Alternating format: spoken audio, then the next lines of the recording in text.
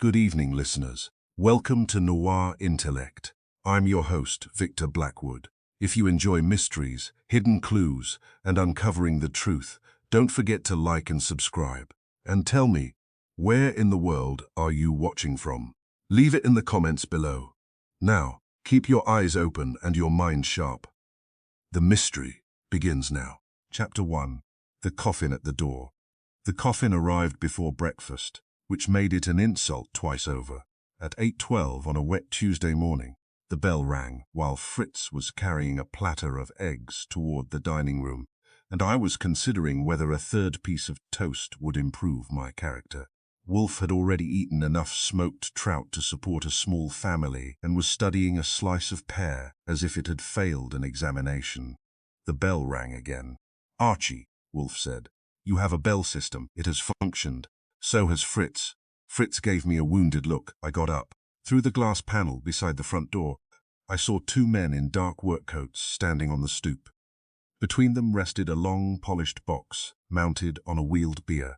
A coffin has a shape that does not require explanation. I opened the door 6 inches. "We are not taking deliveries." The older man removed his cap. "Mr. Nero Wolfe? He is occupied. We have an order for this address. We did not order a coffin." The younger man looked at his partner. "Paid in full. That is encouraging. Take it to the buyer. This is the address." Rain ticked against the awning. The coffin's brass handles shone under the grey morning light. It was dark walnut, new, expensive, and large enough for any normal man. Wolfe would have required special construction, but I did not mention that. "Who ordered it?" I asked. The older man handed me a delivery slip. The customer line was blank. So was the return address. The destination read simply, 918 West 35th Street Front, door delivery before 8:15 a.m. Underpayment was typed cash. The receipt bore the stamp of Harlan Funeral Supply on 10th Avenue. "Who paid?" "A man came in yesterday afternoon," the older one said. "Picked this model from the display book and paid the full amount. Name? Wouldn't give one." "Description?" The man frowned. "Medium height. That narrows New York to several million. Dark coat. Hat pulled down. Age? Could have been 30. Could have been 50. Voice? Quiet." The younger deliveryman added, "He wore gloves. In March. It was cold yesterday. It had not been cold enough for gloves unless a man disliked leaving fingerprints or enjoyed warm fingers." "Did he say who the coffin was for?" "No." "Did he sign anything?" "An X. That must have tired him." The older man shifted his weight. "Look, mister, we just deliver. The order says front door before 8:15. It is 8:14. You are proud of your timing. We have another job." "So do I." I stepped outside and examined the coffin. A narrow strip of paper seal ran across the lid and down both sides. It had been stamped with the funeral supplier's mark.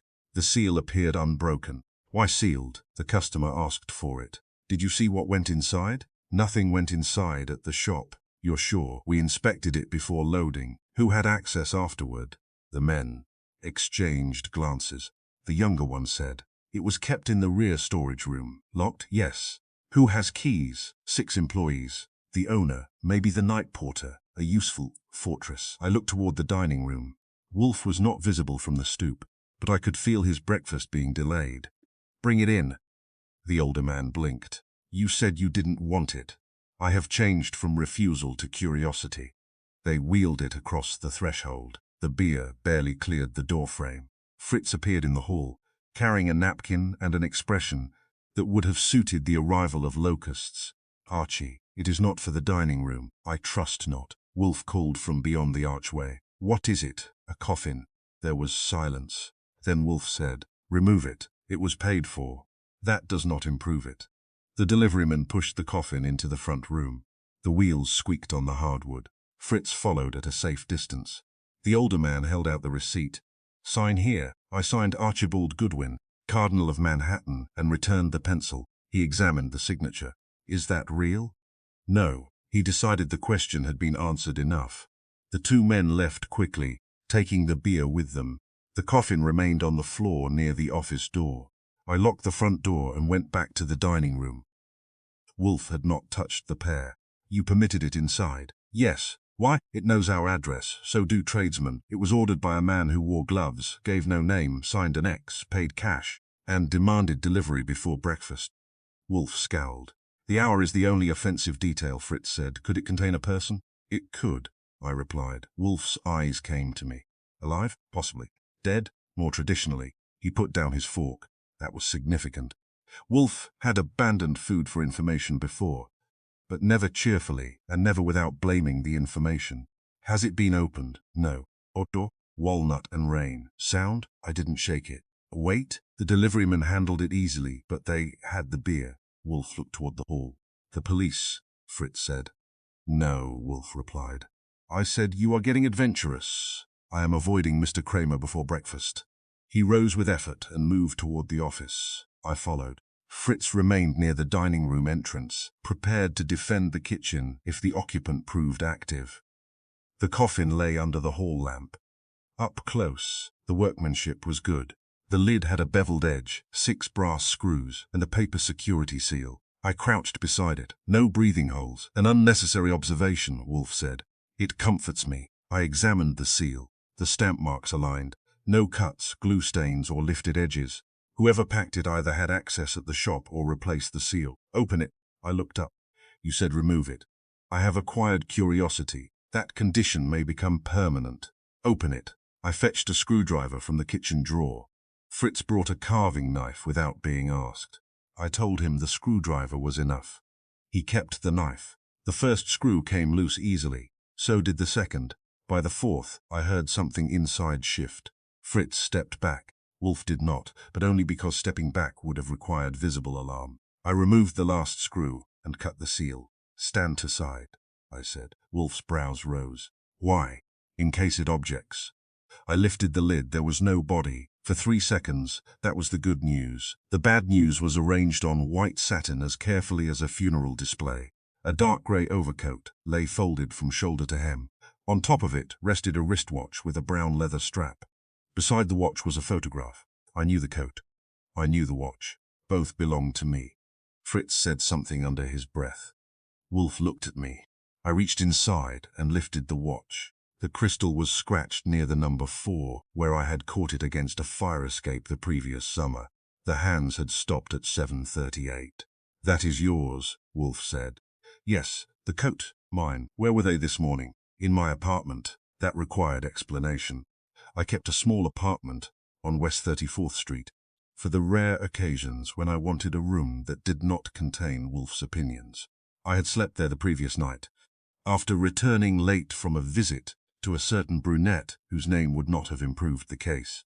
At 7:15 that morning, I had dressed, put on the grey coat, fastened the watch, and walked to the Brownstone. I had entered through the kitchen door at 7:49. The coat and watch had been with me. They should still have been upstairs in my room. I looked at my wrist. The watch I wore was there. I removed it and compared the two. Same scrap, same worn strap, same tiny ink mark near the buckle where I had once tested a fountain pen. Fritz crossed himself, then remembered Wolfe disliked gestures made without evidence. I lifted the coat. Inside the collar was my tailor's label. In the right pocket I found a theatre ticket from the previous Friday, a peppermint wrapper, and a brass key to my apartment. I touched my pocket. My key was still there. Wolfe said, "Perfect ones, not perfect." The watches stopped. At 7:38. What occurred then? I was walking east on 34th Street. Wearing the originals? Yes. I picked up the photograph. It had been taken from across the street. The image showed me leaving my apartment building in the rain. Collar raised, hat low, one hand adjusting the wristwatch. A street clock in the background showed 7:23. The photograph was less than an hour old. On the back, someone had written in block letters, "The next delivery will be complete." Fritz read it over my shoulder. Mr. Archie, I see it." Wolfe extended a hand. I gave him the photo. He studied the front, then the message. "Threat," I said. "No. It includes my coat, my watch, my apartment key, a coffin, and a promise that the next delivery will be complete. That is a threat with decorations." Wolfe returned the photograph. "A threat seeks fear. It has made a respectable attempt. This seeks attention." "Mine? Mine." I looked at the coffin. The satin lining had been fitted around the coat as if it were a body. Beneath the folded collar rested a small white card. I took it out. The card bore only a time, 11:30, nothing else. Wolfe saw it. An appointment, he said. No address. It will be supplied. By another coffin, possibly. Fritz still held the carving knife. Should we call the police now? Wolfe looked at me. I said, I vote yes. You often do when Mr. Kramer's inconvenience can be shared. Someone entered my apartment or copied everything inside it. Someone followed me this morning. Someone produced a photograph in less than an hour, put it into a sealed coffin, and delivered it here on schedule. Kramer may enjoy the exercise. Wolfe moved toward his desk and sat. No police yet. I followed him into the office. You have a reason? Several. The sender knows our household routine. He knew where you slept, when you left, what you wore, and when breakfast would begin.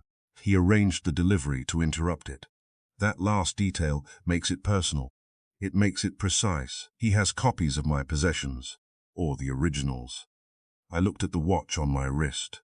This feels original. Feeling is not examination. I put both watches on my desk. Side by side, they were identical except for the stopped hands. Wolfe said, Call your apartment. I dialed the superintendent. He answered after 5 rings and complained about the hour until I gave him my name. Did anyone enter my apartment after I left? Not with me. Any repairs? No. Visitors. A man from the telephone company was in the building. What time? 7:30 or so. Description? Blue work jacket. Cap. Carried a tool case. Did you see identification? He showed something. Did he enter my apartment? The superintendent paused. He said there was a line fault on your floor. Did he use a key? I let him in. I closed my eyes. When did he leave? 10 minutes later. Did he carry anything? Tool case.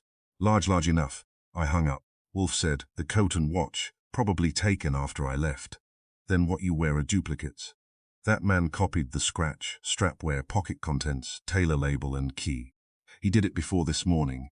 Obviously, I examined my wristwatch again. The second hand moved steadily. The duplicate must have been substituted earlier. Yes. When? You will discover that. I looked at the coat. He stole the original this morning and returned it in the coffin. Why? To prove access. And the duplicate? To prove preparation. That was worse. A man who merely stole my coat was intrusive. A man who had copied it in advance had been arranging this before I knew a game existed. I said, the photograph could not have been printed, carried to the funeral shop, packed, and delivered here between 7:23 and 8:12. No. So the coffin was already nearby. Yes. The photograph was added after I left my apartment. Yes. The funeral men said the seal was intact. Then either one of them lied, or the seal was applied after the photograph entered. I picked up the delivery slip and telephoned Harlan Funeral Supply. The owner, Mr. Harlan, answered from the showroom.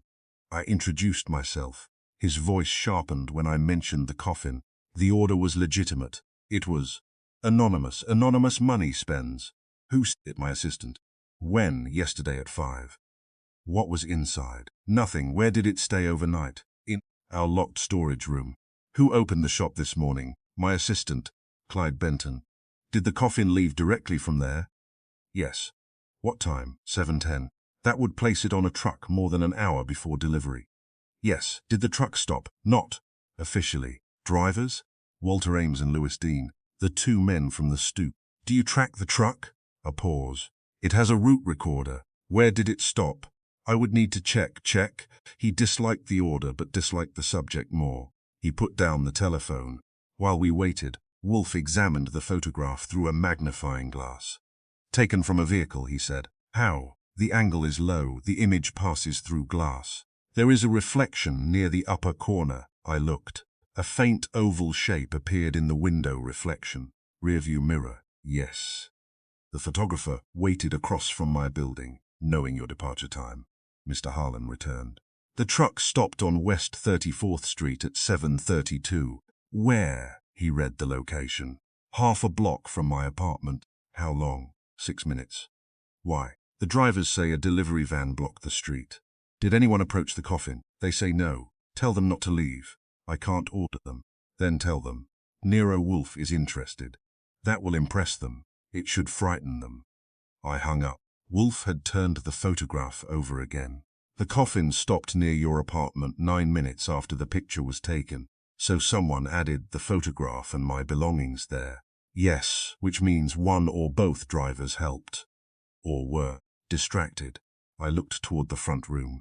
The note says 11:30. It is now 8:40. Then we have time. For what? To decide whether to accept. I sat at my desk. You already have. Wolfe's eyes met mine.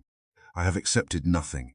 You refused the police, studied the photograph, made me call the apartment and funeral home, and postponed breakfast. That is acceptance by your standards, he grunted.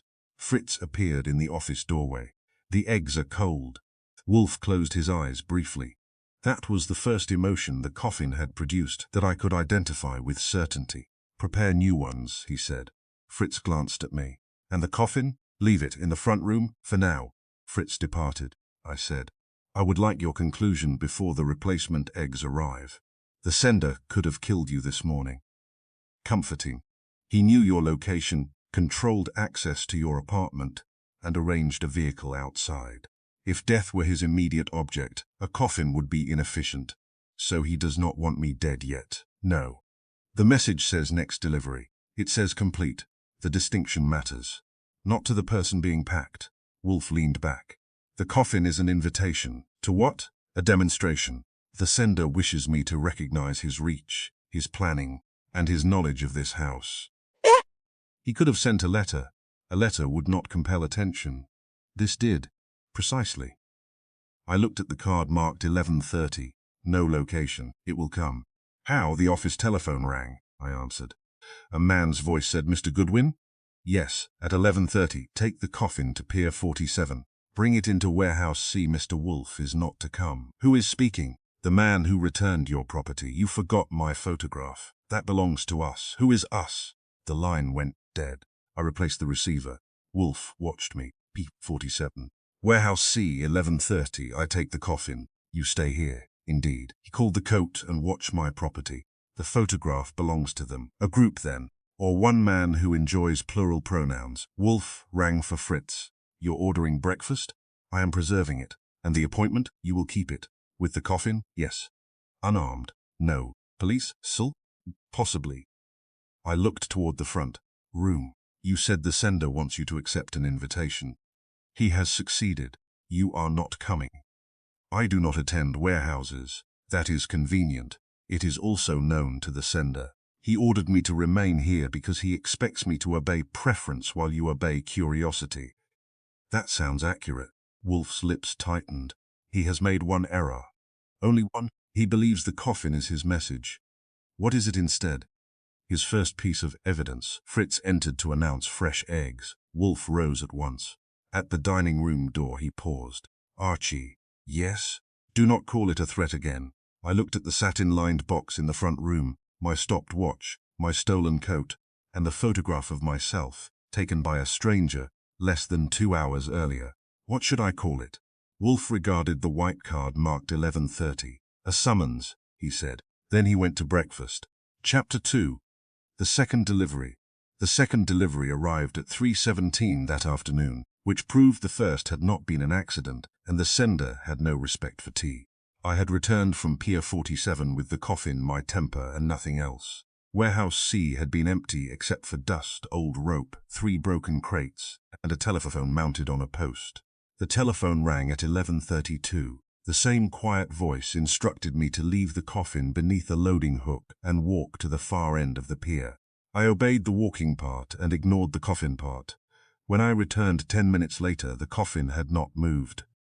A white envelope had appeared inside it. The envelope contained one sentence: You have seen how easily a man may be replaced.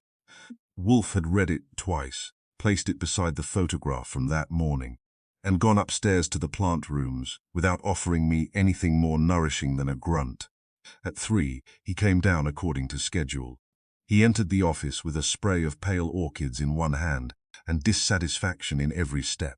Theodore had apparently overwatered a newly divided plant, which Wolfe considered evidence that civilization was entering its final decline. He settled behind his desk. I said, The warehouse telephone has been wiped clean. The pier watchman saw a dark sedan leave at 11:40, but he could not name the make. The Coffin drivers deny stopping voluntarily near my apartment. One says the street was blocked by a green delivery truck.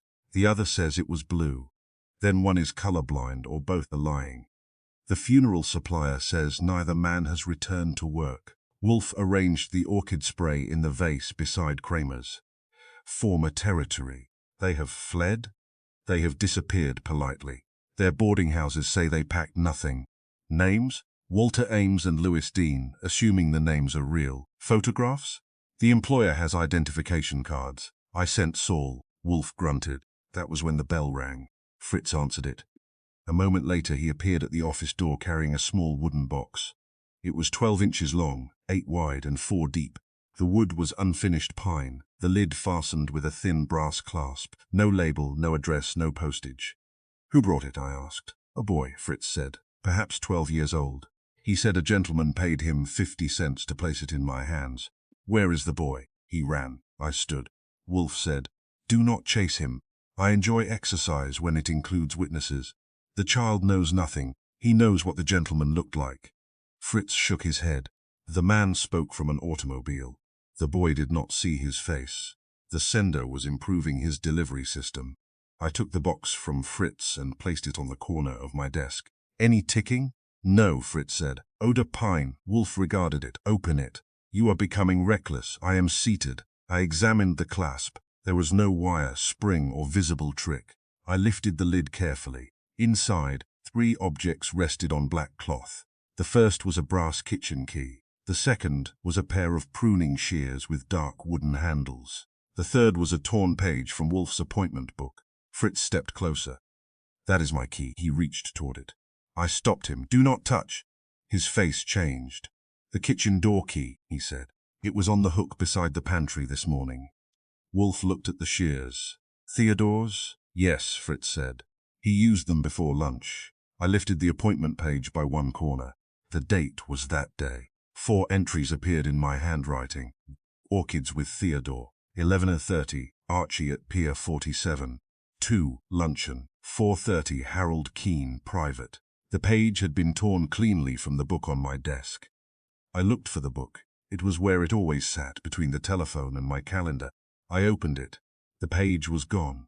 Fritz stared at the kitchen key. I locked the rear door after the morning delivery. Where was the key afterward? I asked. On the hook until noon. Then I used it when the vegetable man came. Did you notice anything unusual? No. When did you last see the pruning shears? Fritz thought. At 10:40. Theodore brought them down from the plant rooms for sharpening. I left them on the kitchen work table. Who sharpened them? I had not begun. Were they still there at lunch? I did not look. Wolfe said. The appointment page, I answered. The book was on my desk all morning. I used it at 9:10. It was here when I left for the pier. Was the office locked? No. Front door, locked. Rear door, Fritz says locked. Windows, closed. Roof. The roof door is bolted from inside. Wolfe's eyes narrowed. Then someone entered the house. That is the popular conclusion.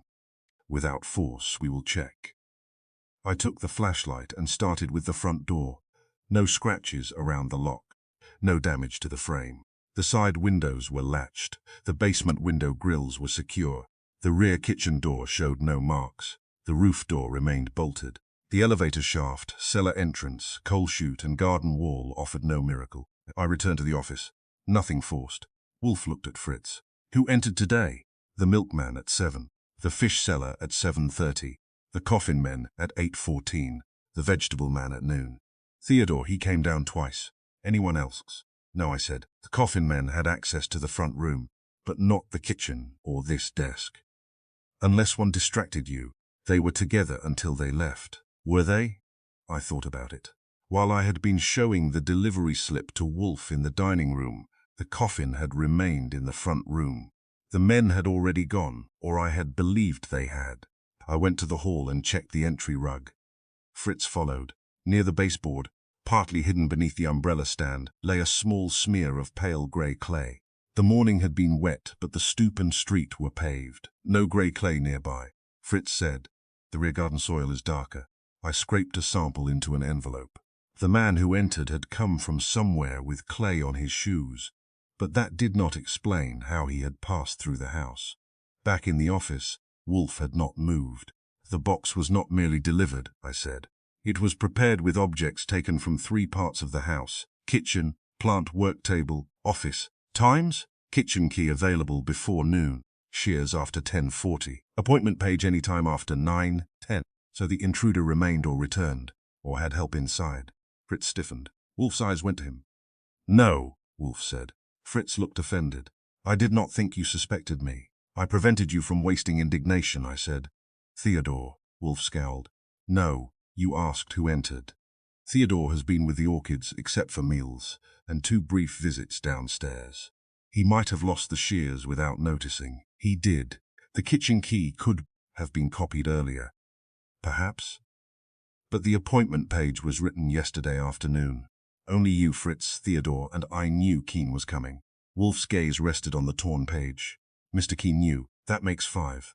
"Who is Harold Keene?" Fritz asked. Wolfe did not answer. I did. "Vice President of Empire National Bank. He telephoned yesterday and asked for a private meeting." Fritz looked at Wolfe. "A case?" "He did not say," Wolfe replied. "What did he say?" I asked. "You heard the call. I heard your side.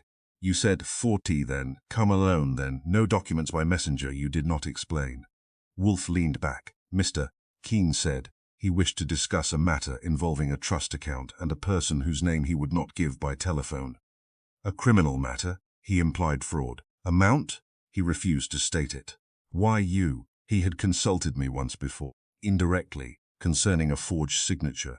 Did he sound frightened? Yes. That was new. Wolfe had not told me, because bankers, frightened by money, are common, and because Wolfe considered information his property until it became useful. I checked the office clock. 3:29. Keene is due in an hour. Precisely. I looked at the box again. The sender wants us to know Keene is coming. No, Wolfe said. The sender wants us to know he knows. That is a thin distinction. It is the distinction between warning and control. I picked up the kitchen key with tweezers and examined it.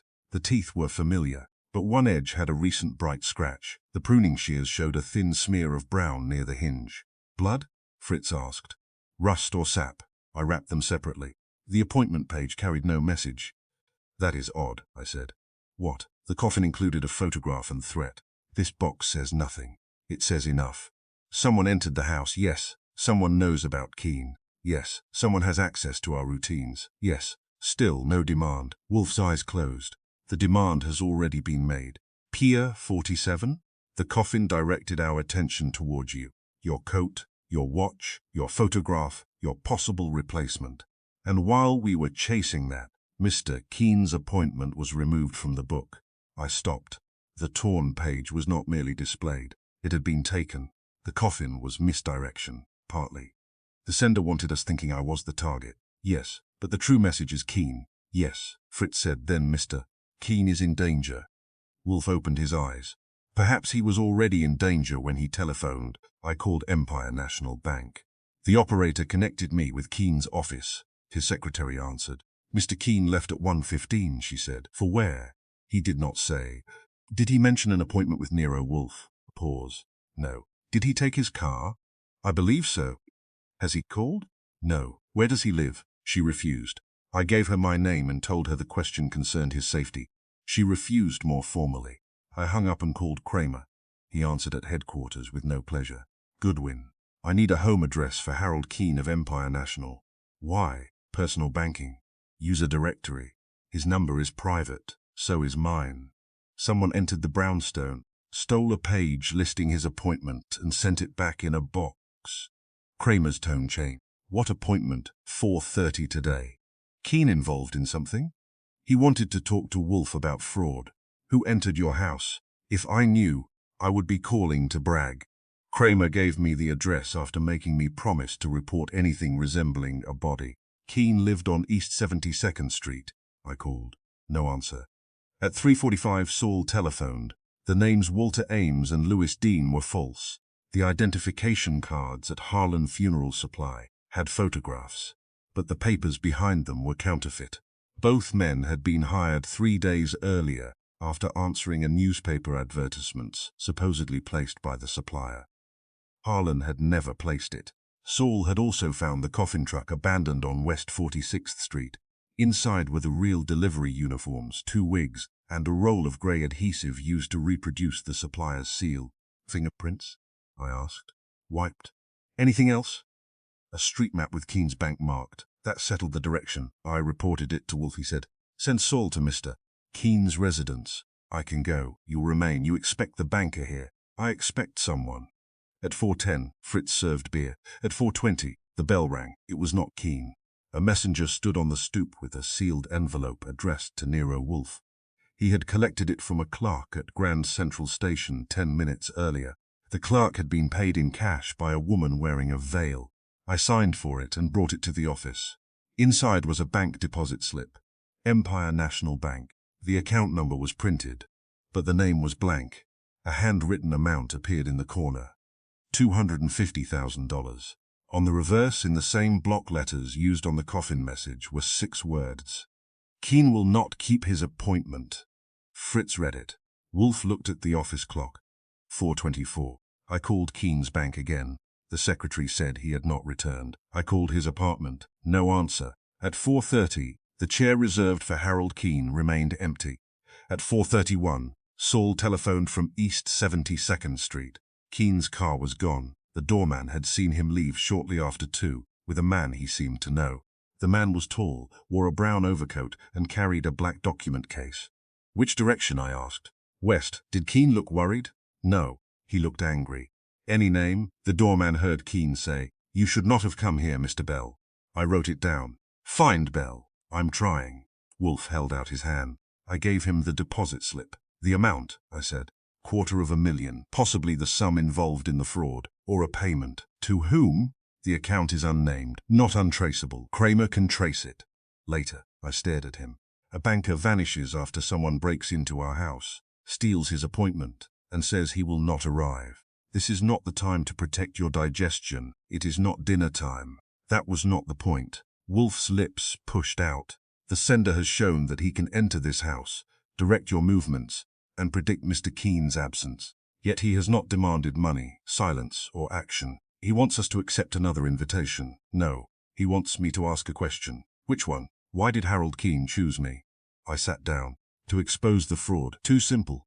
A banker has lawyers, investigators, regulators, and police. He came to me privately and ordered no documents sent by messenger, because he did not trust his own bank. Perhaps, or he did not trust the police. Perhaps." I looked at the page from the appointment book. The sender removed Keen's name from our records and returned it to ensure we noticed. So the theft was not to conceal the appointment. No, it was to make the appointment the center of the case. "Yes," Fritz said. "Then why begin with Mr. Archie?" Wolfe looked at the coffin in the front room. "Because a threat to Archie would command my attention without revealing the actual subject." "That is touching," I said. "It is practical. The sender knows you would act for me. He knows I would examine an intrusion into this house. I let that pass." At 5:15, Kramer arrived with 2 detectives. He examined the box, objects, deposit slip, and appointment page. Then he inspected the doors and windows and asked Fritz the same questions I had asked. Fritz answered with increasing frost. Kramer returned to the office. "No forced entry." "That is what I reported," I said. "You report creatively. Facts appreciate presentation." He looked at Wolfe. "What did Keen want?" Wolfe told him. Kramer rubbed his jaw. "Empire National has had trouble with trust accounts, quiet trouble. 3 beneficiaries complained about missing interest payments, but the bank settled before charges were filed." "Who handled the accounts?" I asked. "Keen's division." "Was he suspected?" "No. He ordered the internal review." "Who opposed it?" Kramer looked at his notebook. "A senior trustee named Malcolm Bell. The name from Keen's doorman," I said. "Keen left his apartment with Mr. Bell." Kramer's eyes sharpened. "When?" "After 2. You waited until now to tell me. I learned it 20 minutes ago. That is 19 minutes too long." He went to the telephone and ordered a search for Keen's car. "Malcolm Bell," Wolfe said discreetly. Kramer turned. "A banker may have been kidnapped. If public alarm is the sender's purpose, assist him." Kramer glared. "What do you suggest?" "Learn the owner of the account on the deposit slip." Kramer took it. I'll need the original. You may examine it here. I'm taking it. No. Kramer's jaw moved. Wolfe said, the sender has entered my house. Until I know whether the police include his accomplice, the evidence remains here. That is outrageous. It is prudent. You called me. Archie called you. Kramer looked at me as if he might correct that mistake physically. I said, you are welcome. His detectives photographed everything. Kramer left with the account number but without the slip. At 6:20, he called. The account belonged to the Keene Family Trust, managed personally by Harold Keene. The balance had been reduced by exactly $250,000 that morning. The transfer had been authorized using Keene's private code. Where did the money go? I asked. To a temporary holding account opened yesterday. Name? Archibald Goodwin. I stopped smiling. Kramer continued. The identification documents are good enough to pass a bank clerk. Your address is listed as the Brownstone. Wolfe watched my face. I said, the coffin was not only decoration. No, Kramer replied. Somebody is building you. For fraud. For whatever comes next. I hung up and repeated it. Fritz looked alarmed. Wolfe looked satisfied. I objected. You are pleased. I am not. You have the expression you use when a source finally thickens. The pattern is clarifying. To me it is getting crowded. Wolfe tapped the torn appointment page. The first delivery suggested your death. The second proves access to the house and directs us to Mr. Keene. The bank transfer now connects you financially to his disappearance. Someone wants me framed. Yes, for taking the money and removing Keene. Likely. Then the coffin is meant to become evidence of planning. Yes, a coffin delivered to your residence before a banker vanishes. I looked toward the front room. The polished box had become less theatrical. Why return my original coat and watch? To prove that someone could substitute objects around you without detection. Perhaps to prepare witnesses who will later claim you were seen elsewhere wearing them. A duplicate, Archie, or merely a duplicate appearance. I said. The sender said a man may be replaced. Wolfe nodded. Not killed. Replaced, Fritz asked. Where's Mr. Keene? Wolfe's eyes returned to the blank chair. That is now the urgent question. And Malcolm Bell? I asked. He may be captor, accomplice, or victim. You are being generous again. I am refusing premature economy. At 7, Saul called. Keene's car had been found in a parking garage near Grand Central. No blood, no sign of struggle. The back seat contained a black document case. Inside were trust account ledgers, copies of false transfers, and a typed note addressed to Wolfe. Saul read it over the telephone. The note said the man who comes to you at 9 will explain why Harold Keene had to disappear. I checked the office clock. 2 hours. Wolfe instructed Saul to bring the case and return by 8:30. Then he leaned back. The second delivery has completed its work. It stole our belongings, exposed the Keene appointment, connected me to stolen money, and promised a visitor. That is ambitious for a pine box. It turned our attention from your supposed death to Mr. Keene's actual peril. So the coffin was bait. Yes, for me, for both of us. I picked up the kitchen key. Someone entered the Brownstone to prove we have no safe room. No. Someone entered to make us search the house, while Mr. Keene was being moved elsewhere. I looked at him. The delivery happened at 3:17. Keene left home shortly after 2. Yes, the objects were probably collected before he vanished. Likely. Then the box was scheduled to arrive after the abduction. Not necessarily an abduction. His car was abandoned. He may have gone willingly until he understood the purpose. Like me at the pier. Precisely. The parallel was unpleasant. Wolfe reached for the bell. Dinner will be at 8. We have a visitor at 9. Then punctuality is essential. I gathered the objects and sealed them separately. Outside, evening pressed against the brownstone windows. Somewhere in New York, Harold Keene was missing. Malcolm Bell had vanished with him, and $250,000 had been placed under my name. The coffin had pointed at me. The wooden box pointed at Keene. At 9, someone was coming to explain why. Looked at the empty red leather chair and frowned.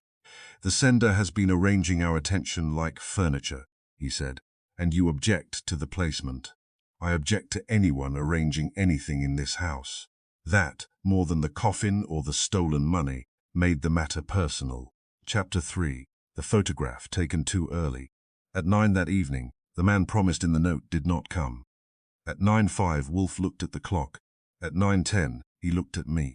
At 9:15, he rang for beer, which meant the absent visitor had lost any claim to courtesy. The black document case Saul had recovered from Harold Keene's abandoned car rested beside my desk. Its ledgers showed $250,000 moved from the Keene family trust into an account opened under my name. The signatures looked authentic. The authorization code was Keene's, and the account papers contained a convincing imitation of my handwriting. Someone had put a great deal of effort into making me wealthy for the wrong reason. Saul sat near the bookshelves. Fritz stood at the office door, pretending he had come only to collect the beer tray. Wolfe occupied his chair, with his eyes closed and his fingers meeting over his middle. I said, "The visitor is 16 minutes late. Your arithmetic is sound. Perhaps he was delayed while kidnapping another banker. Perhaps you expected someone. I expected the sender to keep his schedule. He kept the Coffin schedule. Yes. He kept the wooden box schedule. Yes. He arranged Keene's disappearance on schedule. Apparently. So why miss this?" Wolfe opened his eyes. "Because the promise of a visitor was not intended to produce a visitor. What was it intended to produce? To keep us here?" Saul said. "Away from where? That remains to be learned." I picked up the photograph from the coffin. It had been handled only by Wolfe, Fritz, and me. The police photographer had copied it, but Kramer had left the original. The picture showed me leaving my apartment building that morning, wearing my grey coat and adjusting my wristwatch. A street clock behind me showed 7:23. The message on the back still read, "The next delivery will be complete." In the lower right corner, almost hidden beneath the block lettering, was a faint machine stamp from the photographic paper. 7:24 a.m. I had noticed it earlier and assumed it marked development or printing. Now, with nothing better to do than study my own face, I used Wolfe's magnifying glass. The watch on my wrist was visible. The minute hand showed 7:33. I looked again. The street clock showed 7:23. I put the photograph under the desk lamp. Saul came over. "What time is on my watch?" He studied it. 7:33. "And the street clock?" 7:23. 10 minutes. Wolfe said, "Bring it." I carried the photograph to his desk. He examined it with the glass. "The watch was 10 minutes fast," I said. "Was yours?" "No. I checked it against the radio before leaving the apartment." "The watch you wore?" "Which was a duplicate." I stopped. The coffin had contained what appeared to be my original watch. Stopped at 7:38. The one on my wrist had proved to be a duplicate so exact that it carried the same scratch, the same strap wear, and even the ink mark near the buckle. But I had treated both watches as if they had always displayed the same time. They had not. I fetched them from the evidence drawer. The watch from the coffin remained stopped at 7:38. The duplicate I had worn that morning still rang correctly. Wolfe said, "Set the duplicate to 7:33. I turned the hands. It matched the photograph exactly. Saul leaned over my shoulder. The picture was taken at 7:23, but the watch was set 10 minutes ahead. Yes, I picked up the original. This watch was supposedly on my wrist, but it was not. The duplicate was. Wolfe grunted. "The photograph was designed to show that the man leaving your apartment wore your coat and watch." "I was the man." "Were you?" I looked at him. Saul smiled slightly. I said, "I recognize myself." "You recognize the face, posture, hat, coat, and movement. That usually satisfies me. The angle obscures part of your face. The collar is raised. The hat brim is low. Your right hand covers your cheek while adjusting the watch." I studied the picture again. It was me, probably. The word had entered the room without permission. "The photograph could show someone dressed as me," I said. "Yes, but I left the building at 7:23. According to whom? My memory insufficient. The superintendent saw me." "Did he?" "He said a telephone repairman entered after I left. He did not state that he watched you leave." I called the apartment building. The superintendent answered with suspicion already prepared. "What time did I leave yesterday morning?" I asked. "You woke me to ask that already. I am improving the question. You left around 7:20. Did you see me?" A pause. "I heard the front door. Did you see my face? Did anyone pass your office? The telephone fellows." "When?" 7:25 or so. "Before or after the front door?" I don't know. Did he wear a grey coat? He wore a what? Did he carry anything? A tool case. Could the case hold a folded overcoat? It was large. I hung up. Saul said, "You still know when you left?" "Yes, I was inside the coat at the time." Wolfe's eyes narrowed. "The issue is not whether you left. It is whether the photograph was taken when it claims. The paper stamp says 7:24. A photographic machine may stamp whatever time it has been set to display, like a watch." "Precisely." I turned the picture over. "If the photograph was taken yesterday morning, the duplicate watch had already been placed on me." "Yes." "Which means someone had substituted it before I left the apartment." "Yes." "And the original coat was still on me." "Was it?" I looked at the coat from the coffin. Same tailor's label, same ticket, same peppermint wrapper, same key. But a duplicate watch proved that copying my belongings was not merely possible, it was the center of the trick. I checked the inside seam of the coat. Near the left pocket was a small repair, made with dark blue thread. I remembered tearing it on a taxi door 2 months earlier. The repair was there. I took off the coat I had worn to the office that day and compared them. The second coat appeared identical. Saul examined the lining. "This one is newer," he said. "How can you tell?" "The cloth beneath the arm has less wear." I looked closer. He was right. The coat from the coffin was mine. The coat I had worn from the apartment was the duplicate. Someone had replaced both the coat and the watch before I left home. I said, "They entered the apartment before morning." "Likely," Wolfe said. "They took the original coat and watch, left copies, then returned the originals in the coffin." "Yes, why?" "Set the duplicate watch 10 minutes ahead. To create the contradiction you have finally noticed. That is generous. The sender left us a clue, not a clue. A statement." "What statement?" "That the photograph could not be trusted." Saul returned to his chair. I said, "The street clock says 7:23. My watch says 7:33. If the photograph is offered as proof of what happened at 7:23, the watch proves the scene was arranged." Wolfe nodded. "The sender wished us to discover that the image was prepared, not observed." "Then why wait for me to notice?" "He is testing us. That makes me like him less. Your preference is irrelevant." The telephone rang. I answered. It was Kramer. "We found one of your coffin carriers," he said. "Alive?" "Yes, that is inconsiderate of the pattern. His name is not Walter Ames. It is George Larkin, 37, former warehouse porter. He was picked up at Pennsylvania Station trying to buy a ticket to Chicago. And Louis Dean? Real name unknown. Gone." "What did Larkin say?" "That he was paid $200 to wear a uniform, collect the coffin, and deliver it to your house." "By whom?" "A man calling himself Arthur Bell, the same name Keene used when leaving his apartment." "Yes." "Description?" "Tall, brown overcoat, dark hair, mid-40s. Mercifully specific. Larkin never saw him clearly. Meetings were in dim rooms or parked cars." "Where did the coffin come from?" There was a pause. "A warehouse on the Hudson owned by Keene Consolidated Holdings." I looked at Wolfe. "Which warehouse?" "Number 17, North River District."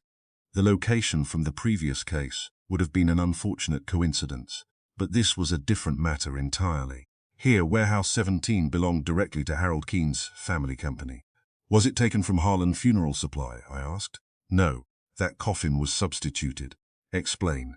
"The supplier loaded a standard walnut coffin at 7:10. The truck stopped in a private loading yard at 7:32.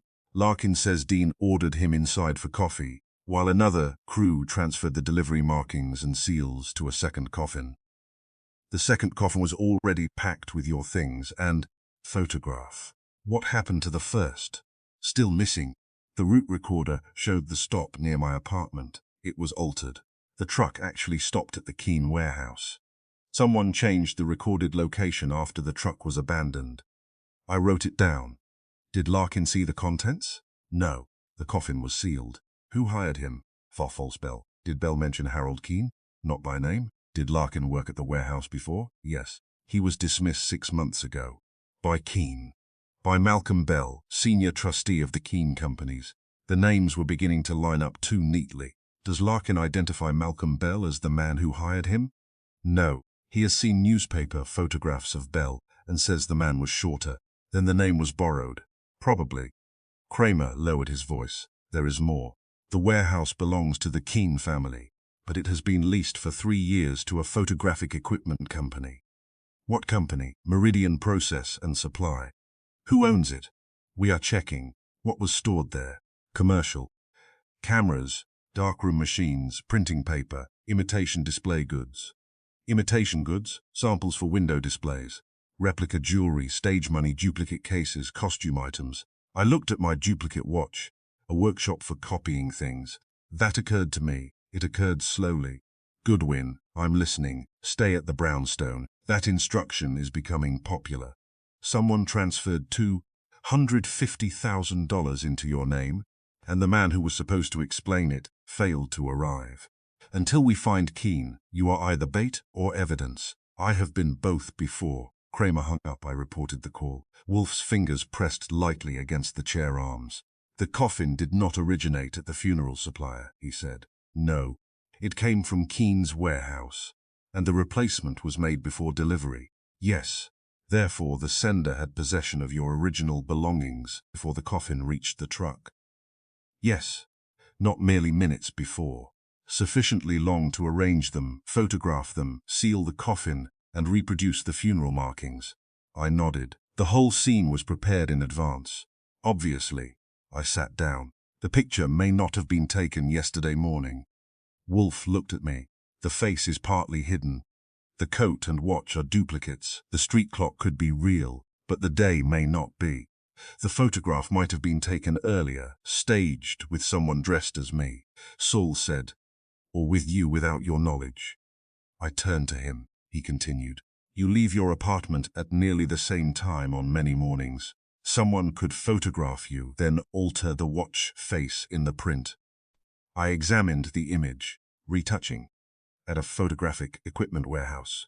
Wolfe said possible, but the contradiction was intended to be visible. Why alter the watch badly unless the bad alteration carried meaning?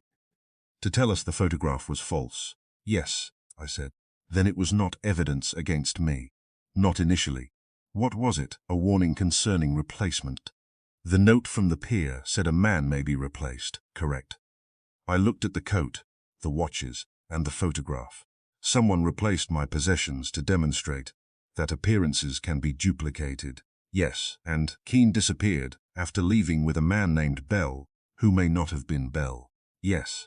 The coffin came from Keene's warehouse, where imitation goods were stored. Yes. Someone is telling us Harold Keene may have been replaced. Wolfe's eyes half closed. Or that a man appearing to be Harold Keene has performed actions for which the real Harold Keene will be blamed. The trust transfer came to mind. The money had moved using Keene's private code. The papers bore his authorization. His car had traveled across Manhattan. Witnesses had seen him leave with a familiar man. What if Keene never authorized the money? I asked. Likely. What if the man seen leaving his bank was not Keene? Possible. His secretary spoke to him. Did she see him leave? I called the bank again. The night operator found Keene's secretary at home after I mentioned police urgency. She answered irritably. You said Mr. Keene left at 1:15, I said. Did you personally see him? I saw him enter the private elevator. His face, was that usual indoors? No. Coat, yes. I believe so.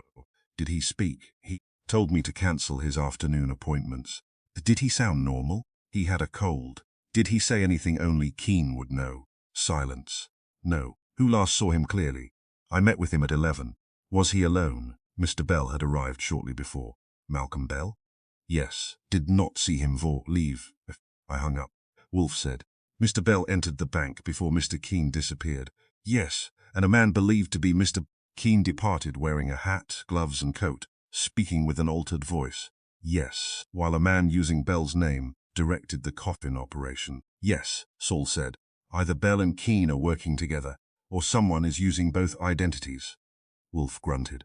I spread the photograph, deposit slip and appointment page across my desk. The photograph was taken too early because the time on the watch belongs to another moment. Wolfe shook his head. No, it was delivered too early. I waited. The sender wants us to understand substitution before the principal false appearance occurs. The coffin and photograph prepared us to doubt what we see. The wooden box directed us to Mr. Keene. The trust transfer connects you to him. These are stages. Leading to what? To an event in which a false identity must be accepted as genuine. A fake Keen, perhaps. A fake Archie, perhaps. That is getting crowded. Truth often is before arrangement. Fritz entered with a tray of sandwiches. Wolfe examined them and objected to the thickness of the cucumber slices. Fritz replied that criminal impersonation had delayed the kitchen. Wolfe accepted this as a technical defense. While he ate, I studied the photograph again. Beneath the street clock was the blurred reflection of a store window.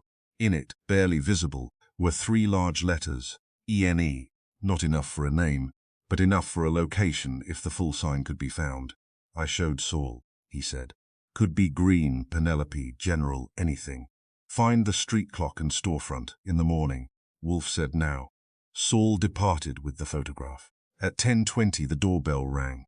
I took my gun from the drawer before answering. A uniformed messenger stood outside holding a long, narrow package wrapped in brown paper. For Mr. Archie Goodwin. Who sent it? Collected from a locker at Grand Central. Payment, cash, in an envelope. I carried it into the office. The package contained a walking stick. It belonged to Harold Keen. His initials, HK, were engraved on the silver handle. Tied beneath the handle was a small card. On it were 4 typed words. Ask which man arrived. Wolfe read the card. I said, arrived where? The bank, the warehouse, car, or this house? Keen never arrived here. Exactly. I looked at the clock. The absent 9 o'clock visitor had not failed to appear by accident. The promise had kept us in the Brownstone while someone sent Keen's walking stick from Grand Central. Wolfe placed the card beside the photograph. The sender possessed your belongings before the first delivery, he said. He possesses Mr. Keen's now. So Keen is a prisoner, perhaps. You still refuse certainty. I refuse gifts from criminals. He leaned back and closed his eyes. The photograph tells us the operation began before we thought it did. Your coat and watch were copied and exchanged in advance. The coffin was packed at a warehouse designed for imitation. A man dressed as Mr. Keen left the bank after Malcolm Bell entered. The money then moved under Mr. Keen's authority and into your name, to make it look as if Keen paid me. Yes, for helping him disappear, or for helping him commit fraud, and the real Keen removed before the false. Keen departed. The Brownstone was quiet. Fritz had locked every door and checked every window twice. Theodore remained in the plant rooms. Saul was searching the streets for a clock in a photograph. Kramer was hunting a missing banker and a false funeral crew. On my desk lay 2 identical watches. Only one had belonged to the morning shown in the picture. That was the sender's lesson. A coat could be copied. A signature could be copied. A voice, face, and appointment could be copied. The whole case had been arranged before the coffin ever touched our door. Someone had not merely planned Harold Keen's disappearance. He had prepared another Harold Keen to take his place. Chapter 4. The banker who feared his own office, Harold Keen, was not dead, kidnapped, or hiding in a vault. He was sitting in an empty apartment on East 58th Street, eating sardines from a tin with a silver dessert fork. I found him at 11:20 the next morning, because Saul Panzer found the street clock in the photograph, and because a banker in hiding still expects decent plumbing. The blurred letters reflected behind me in the picture had belonged to a shop sign reading, Greeny Interiors. The shop faced the street clock at Lexington and 58th. The angle of the photograph placed the camera inside a building across the intersection, not outside my apartment on West 34th Street. That proved the picture had been staged somewhere else. It also gave Saul a neighborhood. He spent the morning asking doormen, delivery clerks, building supers, and one florist who remembered a nervous man buying canned food, bottled water, and no flowers. The purchases had been delivered to apartment 6C at 144 East 58th Street. The apartment belonged to a company called Meridian Residential Holdings. Meridian Process and Supply occupied Harold Keen's warehouse. A family resemblance among corporations is as useful as one among murderers. Saul telephoned the Brownstone at 10:52. Someone is in 6C, he said. No tenant listed, curtains closed, food delivered twice. Did you knock? No, why not? He may leave by another route. Stay on him, I told Wolfe. He was in the office correcting correspondence after the plant room session. He read Saul's address twice and said, "Go, you want Kramer informed? No, you enjoy making him angry. I enjoy preventing noise. Suppose the person inside is armed, then do not behave carelessly. Advice from a seated man is cheap." But I took my gun. The building on East 58th was 12 stories of pale brick, brass fixtures, and discreet rents. The lobby had no doorman, only a polished desk, 2 elevators, and a directory with 6 missing names. Saul stood in a doorway across the street, pretending to read a racing sheet. I crossed to him. Movement. Curtain shifted once. Delivery boy came at 9:40. No one left by the lobby. Back service alley. I have Fred there. Fred Durkin was a sound argument against escape. He was broad, patient, and difficult to move without machinery. I entered the building. The elevator required no key. At the 6th floor, the hall was silent and carpeted in grey. Apartment 6C stood near the service stairwell. I knocked. No answer. I knocked again. "Mr. Keene." "Something moved inside," I said. "Archie Goodwin. Nero Wolfe sent me." The movement stopped. A man's voice answered through the door. "Go away. That is unfriendly, after putting $250,000 in my name." I did not. "Then we agree on something." "Silence," I continued. "We have your walking stick, your trust records, the photograph of the coffin, and enough false bank papers to make me look industrious. Open the door." "No, Kramer is looking for you." "That is why I will not open it. Wolfe is not Kramer. I know who Wolfe is." "Then you know he dislikes hall conversations." The lock clicked. The door opened 4 inches. Harold Keene looked through the gap. He was 60, thin, neatly shaved, and dressed in a white shirt with the sleeves rolled above his elbows. His grey hair had not been combed recently, but it still arranged itself better than most men. His eyes were bloodshot behind rimless glasses. "You came alone?" "Nearly." He looked past me. "Who else?" "A man outside and another near the service exit. Neither belonged to the police." His mouth tightened. "Then leave." "No." He started to close the door. I put my shoulder against it. "Mr. Keene, whoever frightened you knows about this apartment." His eyes changed. "How?" "The company holding it is connected to your warehouse. That name is not public. Neither was your appointment with Wolfe." After a moment he removed the chain and let me in. The apartment had no furniture except a folding chair, a card table, and a narrow mattress in the bedroom. The refrigerator held water, milk, cheese, and 6 more tins of sardines. A brown leatherbox rested beneath the table. Keene closed the door and turned both locks. "How did you find me?" "The photograph." "What photograph?" "The one of me leaving an apartment 10 minutes before my watch said I did." He stared. "That picture was supposed to show your own building." "It did not." He walked to the card table and sat. I remained standing. "Start with why you disappeared." "I did not disappear. You left your bank, abandoned your car, missed Wolfe's appointment, and hid in an empty apartment. That qualifies." "By Malcolm Bell?" His head came up. "You know Bell was at my office?" "Your secretary told me." "Martin should not have." "Martin Dale is your secretary." "My private secretary." The bank secretary I had telephoned was an assistant, named Miss Willis. Martin Dale had been absent from the office during my calls, which now seemed worth attention. I said, "Bell entered before you left." "Yes." "Did he leave with you?" "No." "Then who did?" "No one." "A doorman saw you leave your home with a man called Bell." "I never returned home after the bank." That removed one Keene and produced another. "The man seen leaving your apartment was not you." "No, you knew someone was impersonating you." "I suspected it." "When?" He reached into the leather case and brought out a photograph. It showed the coffin outside Wolfe's Brownstone. The morning rain was visible, and one of the false deliverymen stood beside it. The photograph had been taken from across West 35th Street during the first delivery. On the coffin lid rested a small brass nameplate, Harold Keene. The coffin delivered to us had carried no plate. On the back of the photograph was written, "Your appointment has been sipped." I studied it. "When did you receive this?" "At 12:40 yesterday." "Where?" "My office." "It was inside a bank envelope placed among my private correspondence." "Who handles that correspondence?" "Martin." "Did he see the photograph?" "I did not show him." "What did you do?" "I left." "Not call Wolfe." "My office telephone may have been monitored." Use another telephone. I tried from Grand Central. A man answered Wolfe's number and told me the appointment had been cancelled. That was not our house. I realized that later. How? The man called you Mr. Archibald Goodwin. I have heard Wolfe call you Archie. I appreciate the distinction. Keene rubbed his forehead. I believed someone inside the bank knew everything. My appointment, my trust investigation, even my intention to leave the building. So you hid here, yes. Why this apartment? It is maintained for visiting auditors. Almost no one knows of it. Martin Dale. Keene hesitated. Yes. Who else? 2 directors, the property manager and me. Campbell? He may know it exists, but not the apartment number. I placed the coffin photograph on the table. What did you discover? Keene looked toward the windows before answering.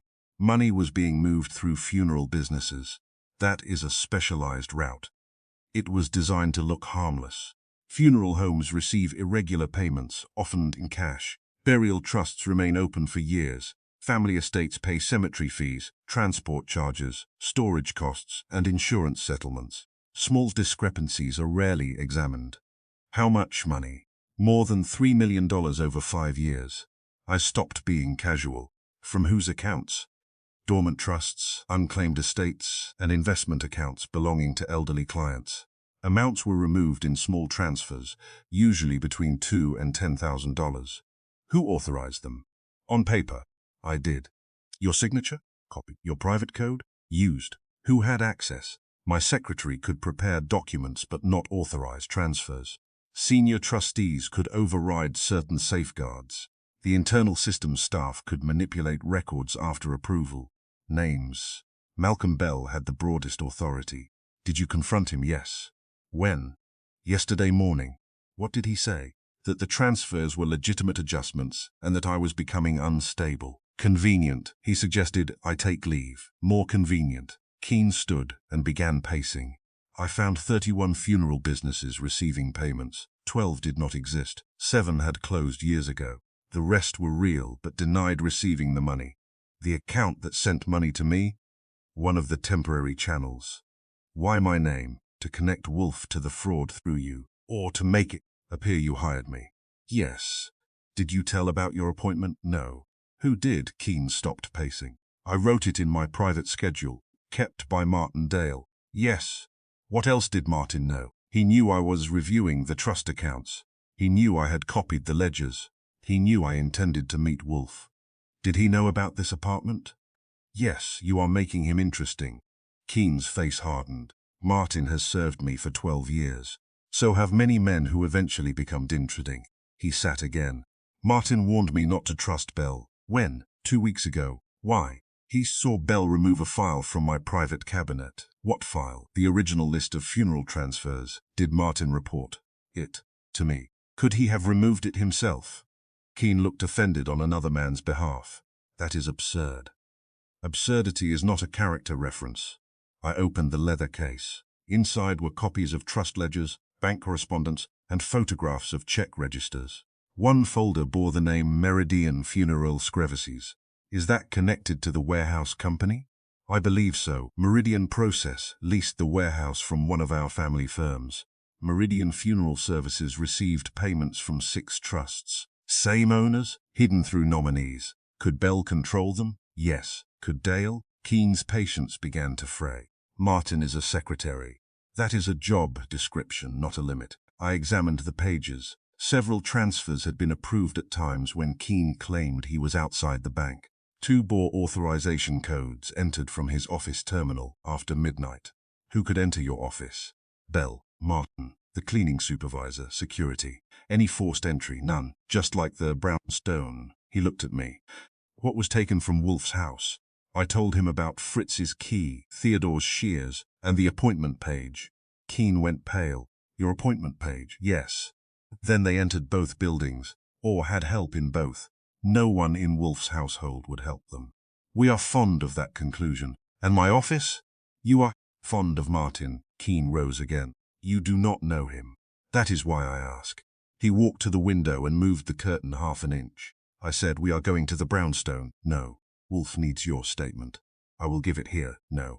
You are no longer safe here. I have been here since yesterday. And whoever sent the Coffin photograph knew where to send it. They may know where you ran. Only Martin knew. He said it quietly. The sentence arrived before he could stop it. I watched him. He looked away. Did you tell Martin you were coming here? I telephoned him from Grand Central. What did you say? That I was going to the auditor's apartment and that he should tell no one. What was his response?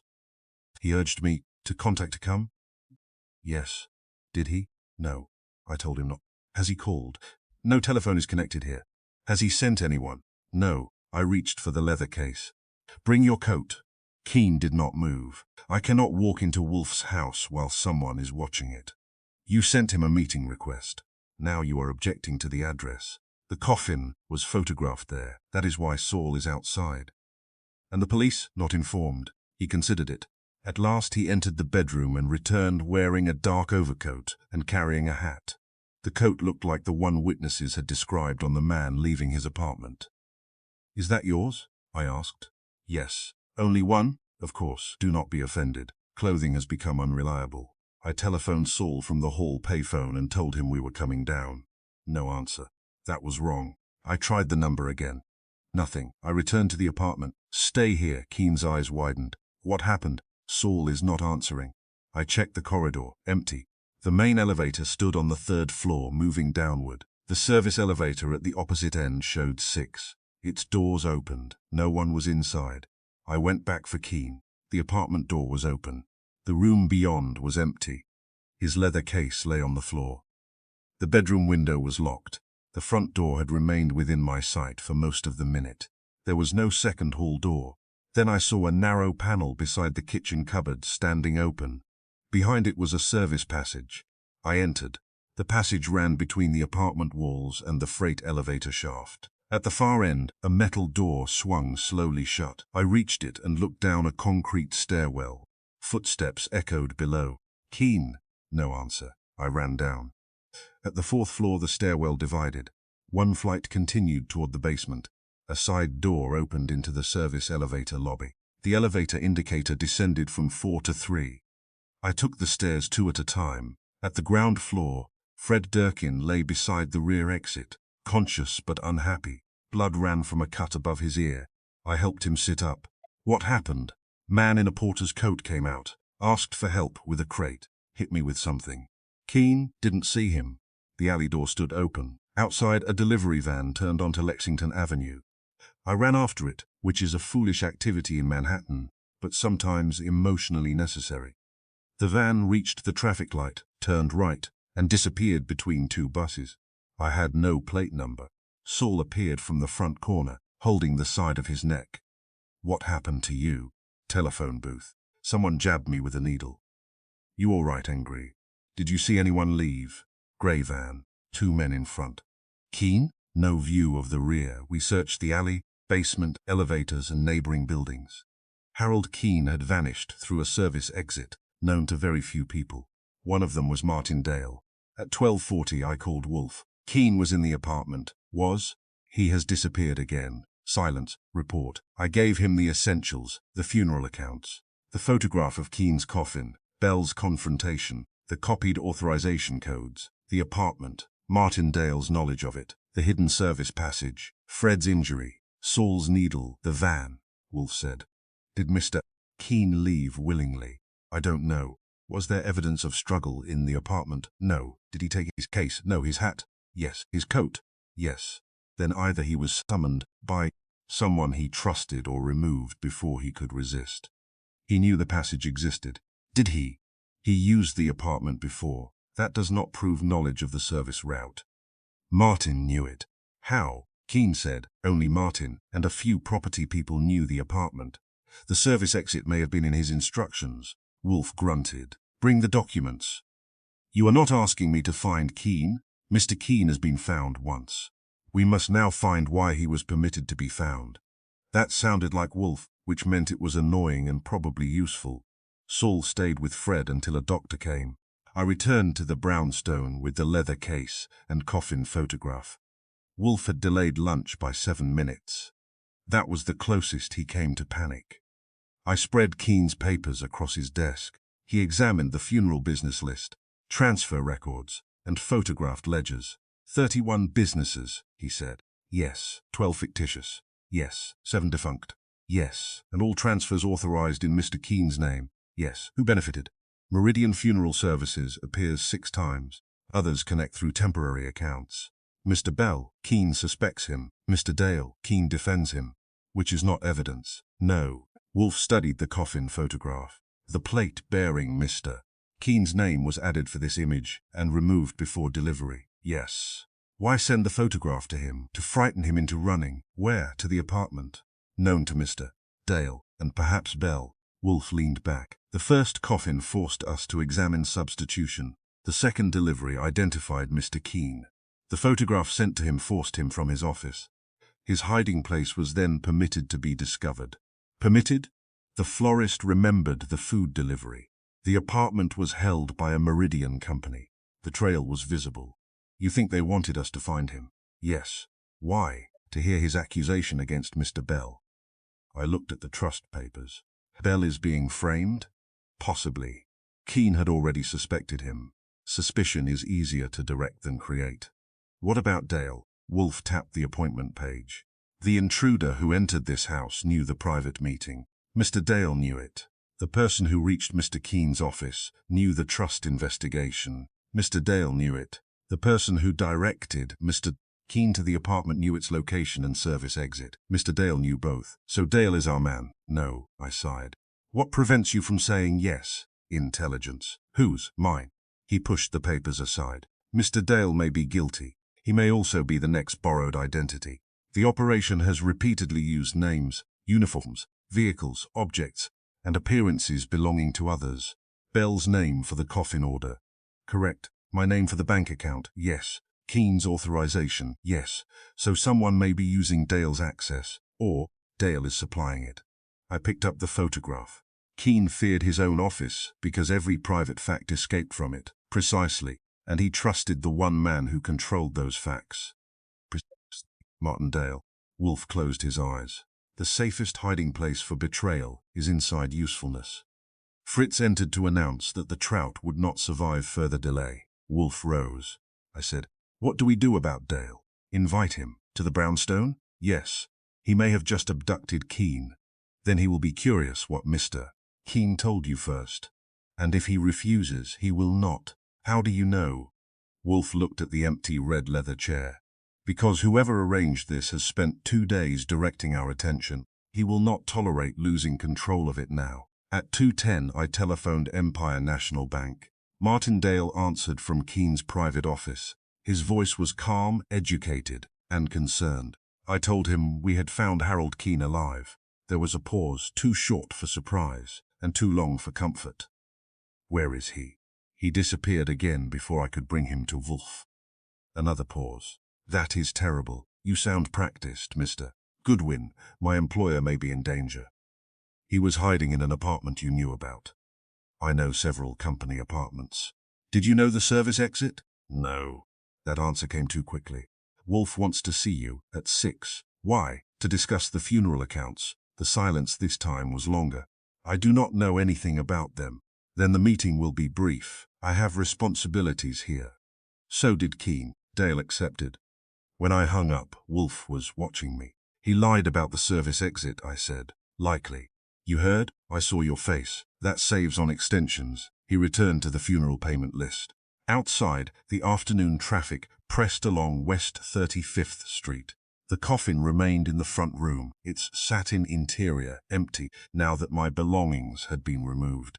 Harold Keen had feared his office because someone inside it knew every door he opened and every secret he tried to carry out. He had fled to the only hiding place he trusted. That hiding place had contained a door he did not know enough to fear. At 6 o'clock, the man who knew that door was coming to meet Nero Wolfe. Chapter 5. The visitor inside the house. Martindale arrived at the Brownstone at 6 minutes before 6, wearing a dark overcoat, a grey hat, and the expression of a man who expected to be questioned, but had not decided by whom. I opened the door. He was younger than I had pictured, from his voice, perhaps 38, lean, careful, and dressed with the plain expense of a private secretary trusted with other people's money. His eyes moved once across the hall, taking in the stairway, the office door, the front room, and the coffin. They stopped on the coffin. That is still here. You sound disappointed. I saw the newspapers mention it. The newspapers have not mentioned it. His gaze returned to me. I assumed they had. Assumptions are free. Come in. I took his coat and hat. He carried no case, umbrella, or visible weapon. That did not make him harmless. It merely made him tidy. Fritz appeared from the dining room passage. Dale looked at him. For half a second, neither man spoke. Then Fritz said, "You have been here before." Dale smiled faintly. "Yes, 2 weeks ago I turned. That would have been useful earlier." Fritz looked troubled. I did not connect the name. Wolfe called from the office. "Archie." I escorted Dale in.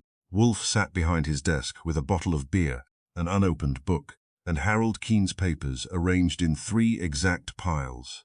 The torn appointment page lay beside the photograph of Keene's coffin. My 2 watches rested near the edge, one running, one still stopped, at 7:38. Dale selected the yellow chair. Wolfe looked at him. "You were Mr. Keene's private secretary for 12 years. Yes. You knew of his concern regarding trust accounts. Some concern. He shared little until he was certain. You knew of his appointment here. Yes. You knew of the auditor's apartment on East 58th Street. I knew the company maintained several apartments. That was not my question." Dale folded his hands. "Yes, I knew of that one. You denied knowledge when Mr. Goodwin telephoned. I misunderstood him." "I doubt it." Dale's mouth tightened. Wolfe continued. "Did you know of the service passage behind the kitchen wall?" "No." "Did you arrange for Mr. Keene to use the apartment?" "I suggested it after he telephoned from Grand Central." "You told him it was safe." "I believed it was." "Did you tell anyone where he had gone?" "No." "Did you send him a photograph of a coffin bearing his name?" "Did you authorize a transfer of $250,000 into an account opened under Mr. Goodwin's name?" "No." "Did you remove Mr. Keene from the apartment?" "No." Wolfe leaned back. "You have answered efficiently. Now answer usefully. Who knew of Mr. Keene's investigation?" "Mr. Bell knew he had ordered a review. 2 internal auditors knew. I knew. Possibly the bank counsel. Who knew the details?" "Mr. Keene and I." "The list of funeral businesses?" "Only Mr. Keene and I." "The appointment here?" "Only Mr. Keene and I." "The apartment?" "Property management, Mr. Keene and I." Wolfe's eyes narrowed. "You occupy a remarkable position." Dale's voice remained calm. "That is what a private secretary does." "No. A private secretary manages confidence. You appear to have managed every secret later used against your employer. That does not make me guilty. It makes you necessary." Dale glanced at me. "You found Mr. Keene alive?" "I did." "And then lost him?" "He used a service route. I told you I did not know of it. You also told me you did not know anything about funeral accounts." "I said I did not know enough to discuss them." "That is not what you said." His face changed slightly. "Not guilt. Calculation." Wolfe opened the top folder. "Meridian Funeral Services received transfers from 6 trust accounts. The documents were prepared through Mr. Keene's office. They were processed through the trust division, using his codes." "Yes." "Who had access to his codes?" "No one." "Then Mr. Keene entered them." "He denied it." "Do you believe him?" "Yes." "Why?" Dale hesitated. "Because he had begun writing the codes on paper instead of storing them electronically. He kept them in a locked drawer." "Who knew?" "I did." "Who had access to the drawer?" "Mr. Keene." "And you?" "I had the office key, not the drawer key." Wolfe looked at me. I said, "Mr. Keene said Malcolm Bell was seen removing a file from the private cabinet." Dale nodded. "I saw him." "Did you see him open the drawer containing the codes?" "No." "Did you report Bell to Mr. Keene?" "Did you report yourself?" Dale's eyes came to me. "No. That keeps the paperwork lighter." Wolfe raised a hand. "Why did you visit this house 2 weeks ago?" Dale turned to him. "To deliver documents for Mr. Keene." "What documents?" "Copies of signatures from a trust dispute you had previously reviewed. I recall receiving them through Fritz." Fritz stood at the office door. Wolfe looked at him. "Describe the visit." Fritz frowned in concentration. "Mr. Dale came shortly after 11. You were in the plant rooms. Archie was out. He carried a large brown envelope. I asked him to wait while I telephoned upstairs." "How long was he alone?" "Perhaps 2 minutes." "Where?" "In the hall, near the kitchen passage." Dale said, "I stood exactly where he left me." Fritz ignored him. The telephone in the kitchen rang while I was speaking to Theodore. I went inside to answer it. "Who called?" I asked. "No one." The line was silent. "Dale shifted in the yellow chair," I said. "A convenient wrong number." He looked at me. "I did not place it," Fritz continued. "When I returned, Mr. Dale was beside the umbrella stand. Near the narrow service door?" I asked. "Yes." That door had not entered the case because it had not entered my thoughts. The Brownstone's main floor had a slim service passage running from the kitchen pantry toward the front hall. It had been designed when tradesmen were expected to appear without being seen by guests. We rarely used it. A narrow door near the umbrella stand opened into the passage, and another opened behind the pantry shelves. I stood. Wolfe said, "Inspect it." Dale said, "Am I free to leave?" "No," Wolfe replied. That was enough. I took Fritz with me. The narrow service door was painted the same dark color as the paneling. A small brass lock sat below the handle. I had passed it thousands of times without considering it anything more dangerous than old carpentry. I knelt.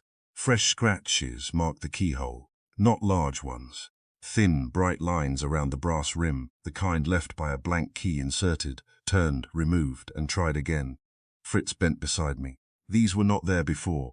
You inspect keyholes. I polish the brass each week." That was evidence I trusted. I inserted the household key. The lock turned. Inside, the passage was 20 inches wide, dark and dusty. Shelves lined one wall.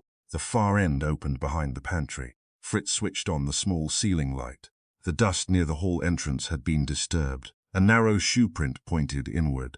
Another pointed out. I measured it with my pocket rule. Size 9 or 10. Smooth leather sole. Dale wore a 9. That proved only that men have feet, but it was sociable of the evidence to cooperate. We followed the passage. Halfway down, a wooden panel covered an old speaking tube box. The panel stood slightly open. Behind it ran narrow pipes and abandoned bell wires. One pipe led upward toward the second floor. Another disappeared toward the front room. Near the pantry end, I found a dark thread caught on a nail. I placed it in an envelope. Fritz stared at the shelves. The key. What? My kitchen key was kept on the pantry hook. From this passage, a person could reach it without entering the kitchen. Pruning shears, they were on the work table, just beyond the pantry door. And my appointment book? The passage ends in the hall near the office. A man using that service route could move from front hall to kitchen without crossing the dining room. At night he could take Fritz's key, Theodore's shears, and the appointment page while anyone upstairs remained unaware. I examined the pantry lock. More scratches. Someone had used both doors. "When was this passage last cleaned?" I asked. 3 months ago. "When was it last used?" "Not for years." Then our visitor did not merely admire it. I returned to the office. Dale had not moved. Wolfe had finished half the beer. I placed the thread and my notes on the desk.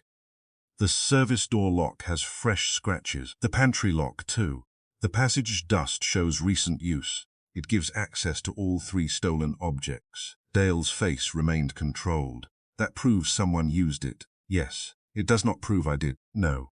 Fritz entered and stood beside my desk. The scratches were not there before his visit.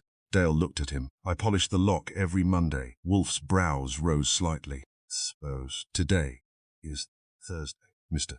Dale visited 2 Mondays ago." "Tuesday," Fritz said. "The lock was clean the day before." Dale's hands separated. I waited in the hall for 2 minutes. "Enough to press a key blank into soft wax," I said. His eyes flickered. "That was the first real mistake." Wolfe saw it. "So," Wolfe said. "A wax impression." Dale's voice sharpened. "I did not say that. You did not need to." I went to Dale and held out my hand. "Your keys." He did not move. "Why? To improve the conversation. I refuse." Wolfe said, "Archie." I took 1 step closer. Dale removed a leather key wallet from his pocket and handed it to me. There were 6 keys: apartment, office, car, desk, filing cabinet, and 1 small brass key without a label. I tried it in the service door. It turned smoothly. Fritz inhaled sharply. Dale stood. "I can explain." "Do it sitting," I said. He sat. Wolfe regarded him. "You copied the key during your visit." Dale's face had lost some color. "Yes." "Why?" "Mr. Keene instructed me to." That was unexpected enough to be interesting. Wolfe said, "Explain." Mr. Keene had become suspicious of his office. He believed someone was reading his calendar and listening to telephone calls. He wanted a way to deliver papers to you without using the front door or a messenger. So he ordered you to obtain unauthorized access to my house. He said you would forgive the intrusion if the false evidence justified it.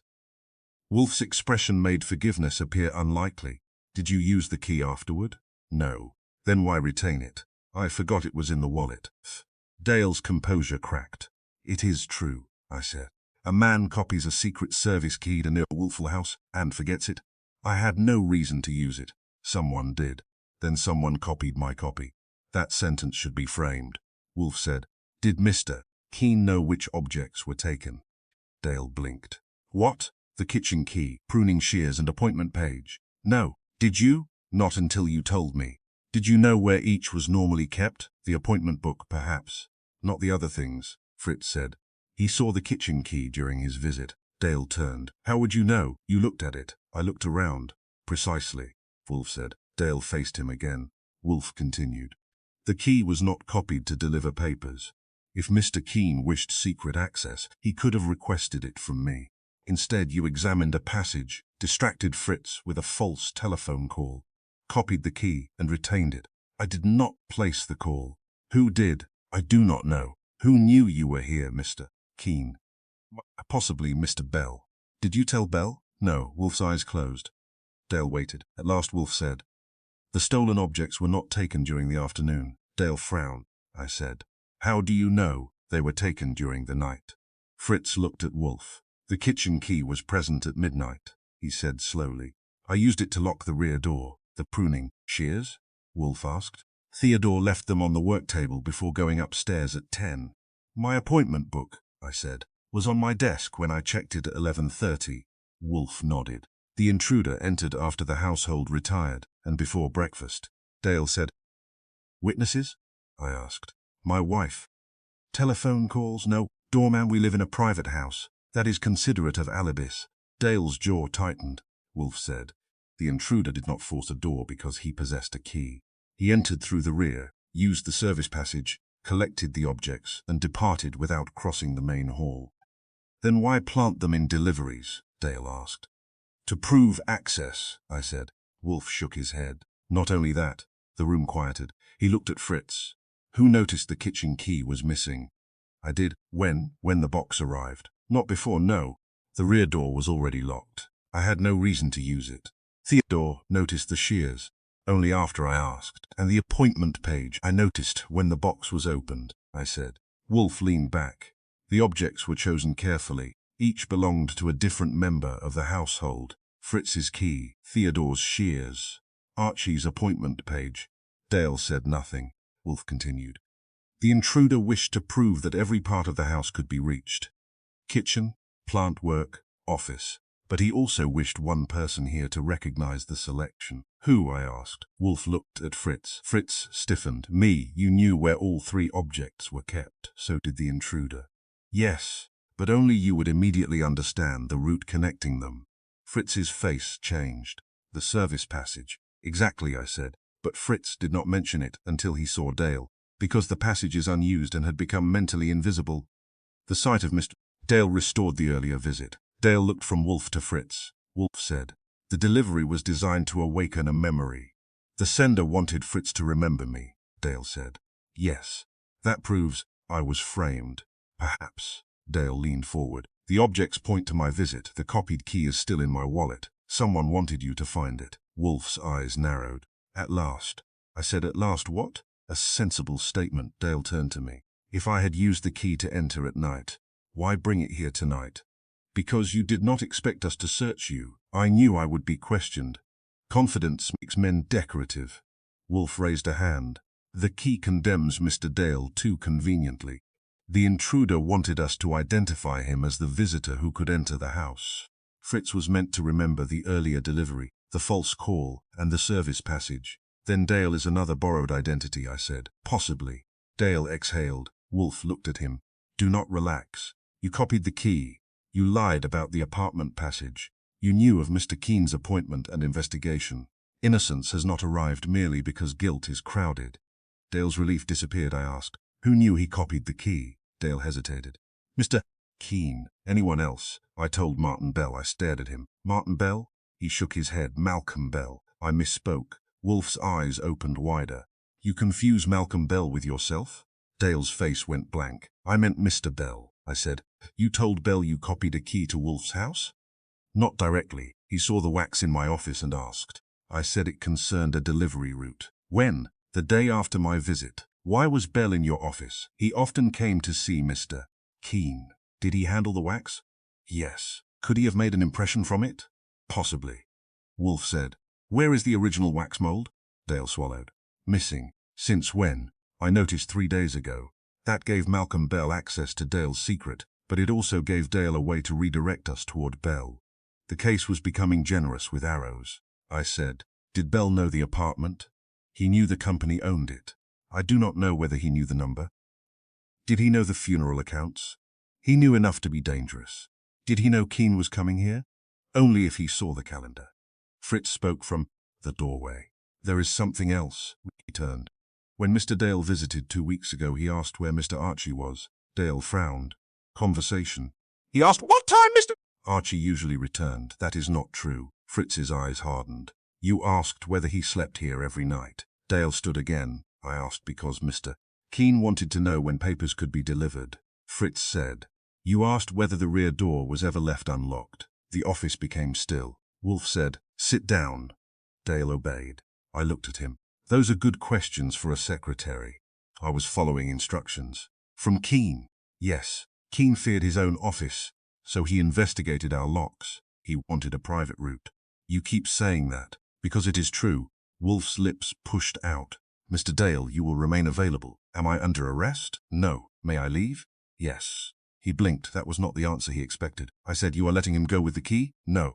Retain it. I removed the unmarked key from his wallet and returned the rest. Dale stood at the office door. Wolfe spoke. One warning, Dale turned. If Mr. Keene is alive, the person holding him knows that you possess secrets he may need. Do not go home alone. Dale's face tightened. Do you believe I am in danger? I believe you are useful. That is often worse. I gave Dale his coat and watched him leave. Saul, waiting in a car across the street, would follow. When I returned, Fritz remained in the office. Wolfe looked at him. You were meant to remember. Fritz nodded slowly. The visitor, the silent telephone, the service door, and the objects. The kitchen key made me think of the pantry. The shears made me think of the work table. The appointment page made Archie think of the office. Saul Threve reached from the page. Exactly, I sat. So the second delivery was a map without lines, and it led to Dale. It led to the fact that Dale's identity had been prepared as the intruder. Prepared by whom? Someone who knew of his visit and key copy. Keene or Bell, or a person inside the bank who watched both. I looked toward the front room. The coffin frightened Keene. The wooden box frightened us. No, Wolfe said. The coffin frightened Mr. Keene. The box was designed to frighten Fritz. Fritz's expression changed. To make me believe the kitchen was unsafe. Yes. Why me? Because fear spreads most efficiently through the person responsible for order. That was Wolfe's way of acknowledging that Fritz was the spine of the household. I said, the sender wanted fear, yes, but also recognition. Yes, the exact objects were chosen so Fritz would remember Dale's earlier visit, yes. And if we accused Dale too quickly, we would follow the directions supplied. I leaned back. You think the real intruder wants Dale blamed or tested? For what? Whether he will protect Harold Keene, accuse Malcolm Bell, or reveal another name. The telephone rang, I answered.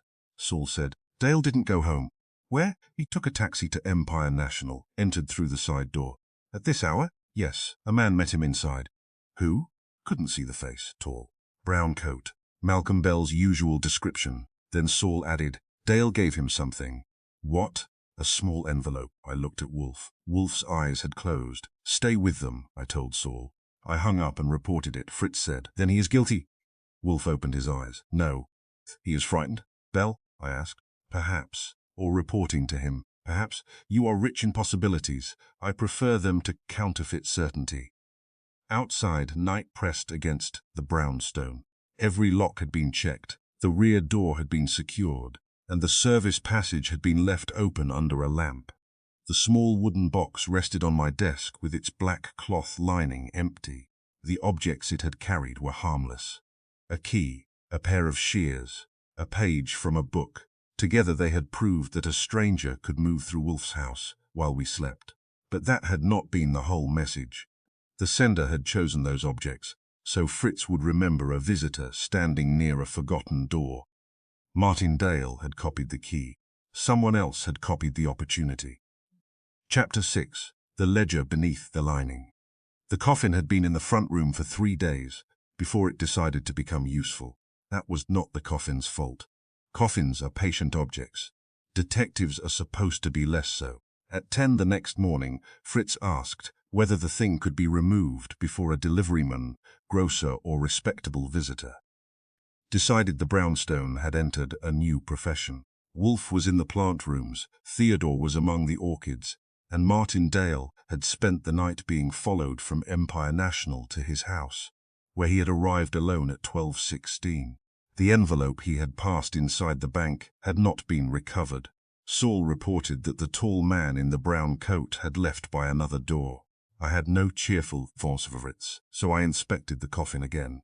It remained where we had left it, polished walnut, brass handles, white satin, and enough bad intention to furnish a criminal trial. My original grey coat and watch had been removed.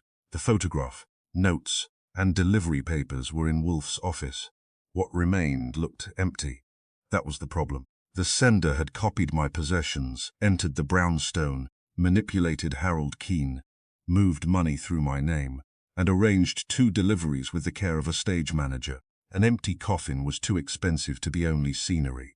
I lifted the lid and pressed the satin lining. The side padding was firm, the headrest was softer. The bottom lining had been sewn to a thin cushion over the wooden base. Everything looked new and professional. Fritz stood behind me. "You have already searched it." I looked inside it. "There is a distinction. Wolfe would say so. Then Mr. Wolfe may carry it apart. He would hire someone." I removed the headrest, turned it over, and found nothing except upholstery tacks. I checked the side panels, fingered every seam, and examined the brass screws. No hollow compartment, no loose board, no wire. Then I noticed the stitching along the left side of the bottom lining. Most of the thread formed small even loops. Near the foot, 6 inches had been sewn with slightly darker thread and larger stitches. "Fritz." He leaned closer. "This was opened and closed again," he said. "You can tell, I can see. That was enough." I brought a small knife and cut 1 stitch. The sack loosened. Beneath it lay black felt, then a layer of cotton padding. Under the padding, my fingers touched paper. I cut the remaining stitches and lifted the lining. A thin ledger had been sewn flat against the coffin floor. Its cover was dark green, unmarked, and flexible enough to follow the wood. 4 loops of thread held it in place. Whoever had hidden it wanted it transported securely, but found eventually. I removed it. Fritz crossed himself again, this time with better reason. The ledger contained 48 pages of handwritten entries. Each page listed dates, initials, trust numbers, funeral businesses, amounts, and coded destination accounts. Some transfers were small. Others reached $20,000.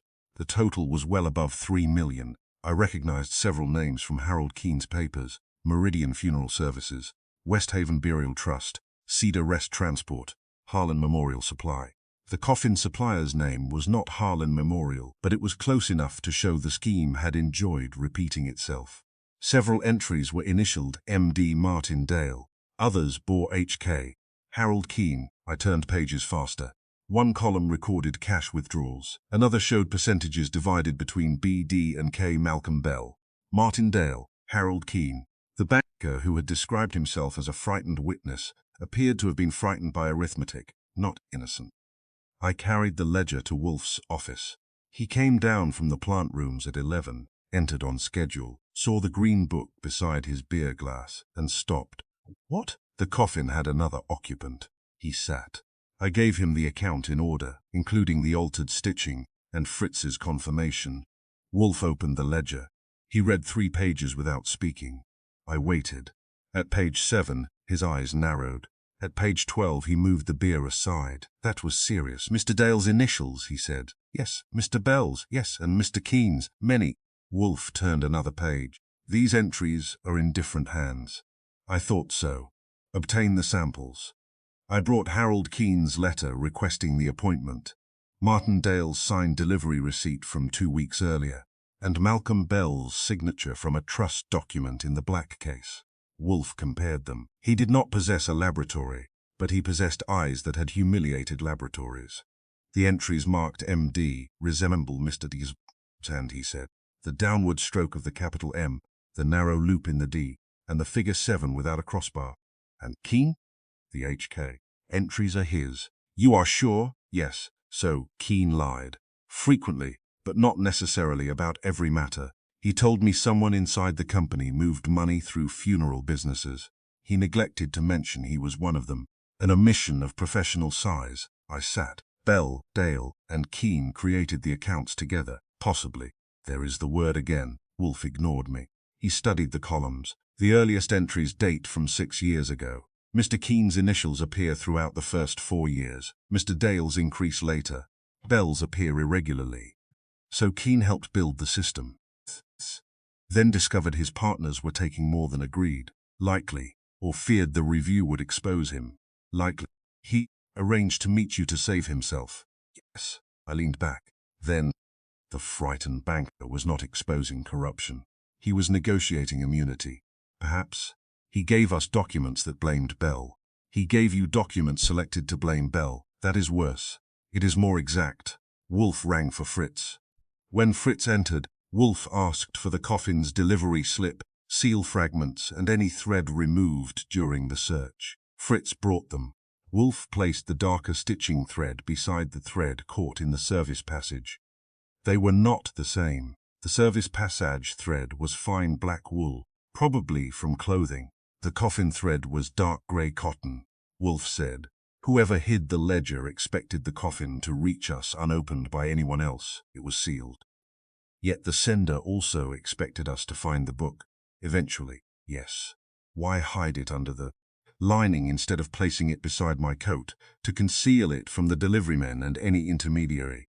Or from Keen? Wolfe's eyes came to me. I continued. If Keen saw the Coffin before it reached us, he would not know the ledger was inside. He saw only a photograph of it. Exactly. The Coffin was evidence sent to Wolfe, and blackmail sent to Keen. Wolfe grunted approval. I picked up the photograph showing Keen's nameplate on the lid. The sender photographed the Coffin beside our door, with Harold Keen on it. Keen received the picture and thought it meant death. No, he understood more. What? That the Coffin contained something dangerous to him. I looked at the ledger, his records. Yes. Then the photograph was not merely a threat. It told him the account book had been delivered to you. Precisely. But the nameplate was removed before we received it, so that we would not immediately connect the Coffin to Mr. Keen. The first layer pointed at me. The hidden layer pointed at him. Yes. Fritz stood near the desk. Who put the ledger inside? Wolfe looked at the entries. One of the conspirators, or someone who stole it from them, I said. Dale, perhaps. Bell, perhaps. Keen? No. That certainty interested me. Why not Keen? Because the Coffin was used to frighten him into flight. He would not arrange blackmail against himself unless he wished to stage innocence. Possible, but the later events make it unlikely. He could have hidden the ledger, sent the photograph to himself, and disappeared to blame Dale. He could. But then why leave the final account book elsewhere? I stopped. Final account book? Wolfe tapped a note on page 48. At the bottom in Keen's handwriting were the words, balance transferred to master account. Full record held separately. No account number followed. The ledger in the Coffin was not complete.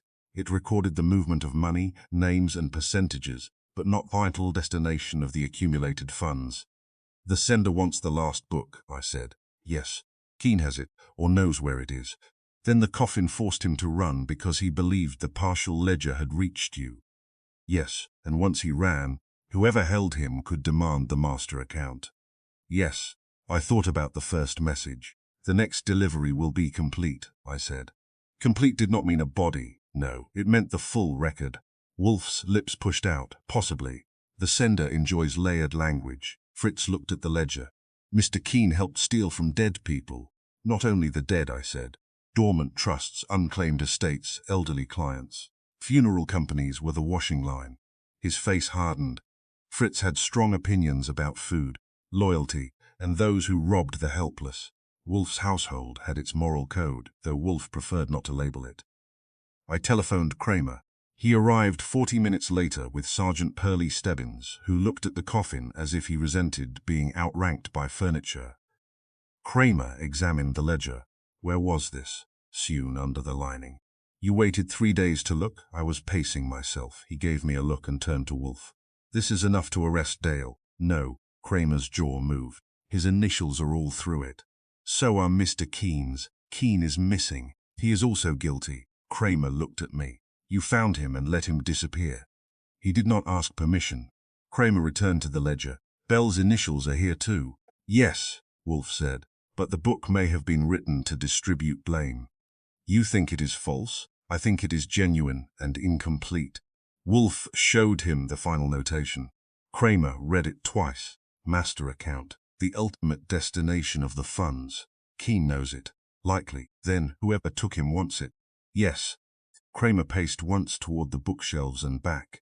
Dale has disappeared. That was new. When? I asked. He did not arrive at the bank this morning. His wife says he left before 7 after receiving a telephone call. Did she hear it? No. He took it in his study. Bell? Also missing. Efficient. Kramer pointed at the ledger. 3 partners, 3 disappearances. Only 1 confirmed disappearance, Wolfe said. The others may be moving voluntarily. You are splitting words. I am preserving them. Stebbins had been examining the coffin stitching.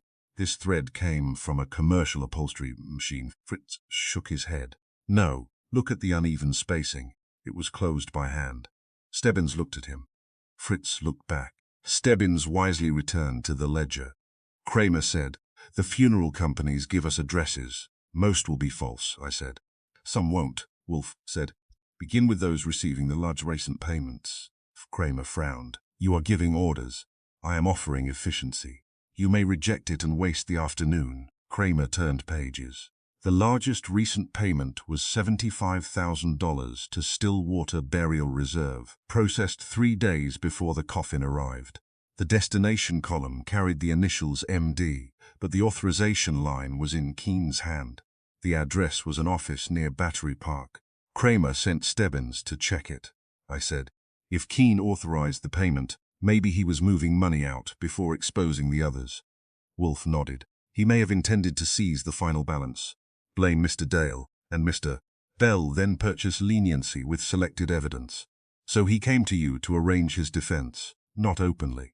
He would first present himself as a frightened witness, and I found him hiding with papers aimed at Bell. Yes, Kramer said. Why would Dale plant evidence in Wolfe's house pointing to himself? He may not have. The copied key was in his pocket. Exactly, Kramer stared. Wolfe continued. A guilty man may keep such a key through arrogance. An innocent man may keep it through carelessness. A framed man may be allowed to retain it because the framer needs it found. Which is it? We do not yet know. Kramer slapped the ledger closed.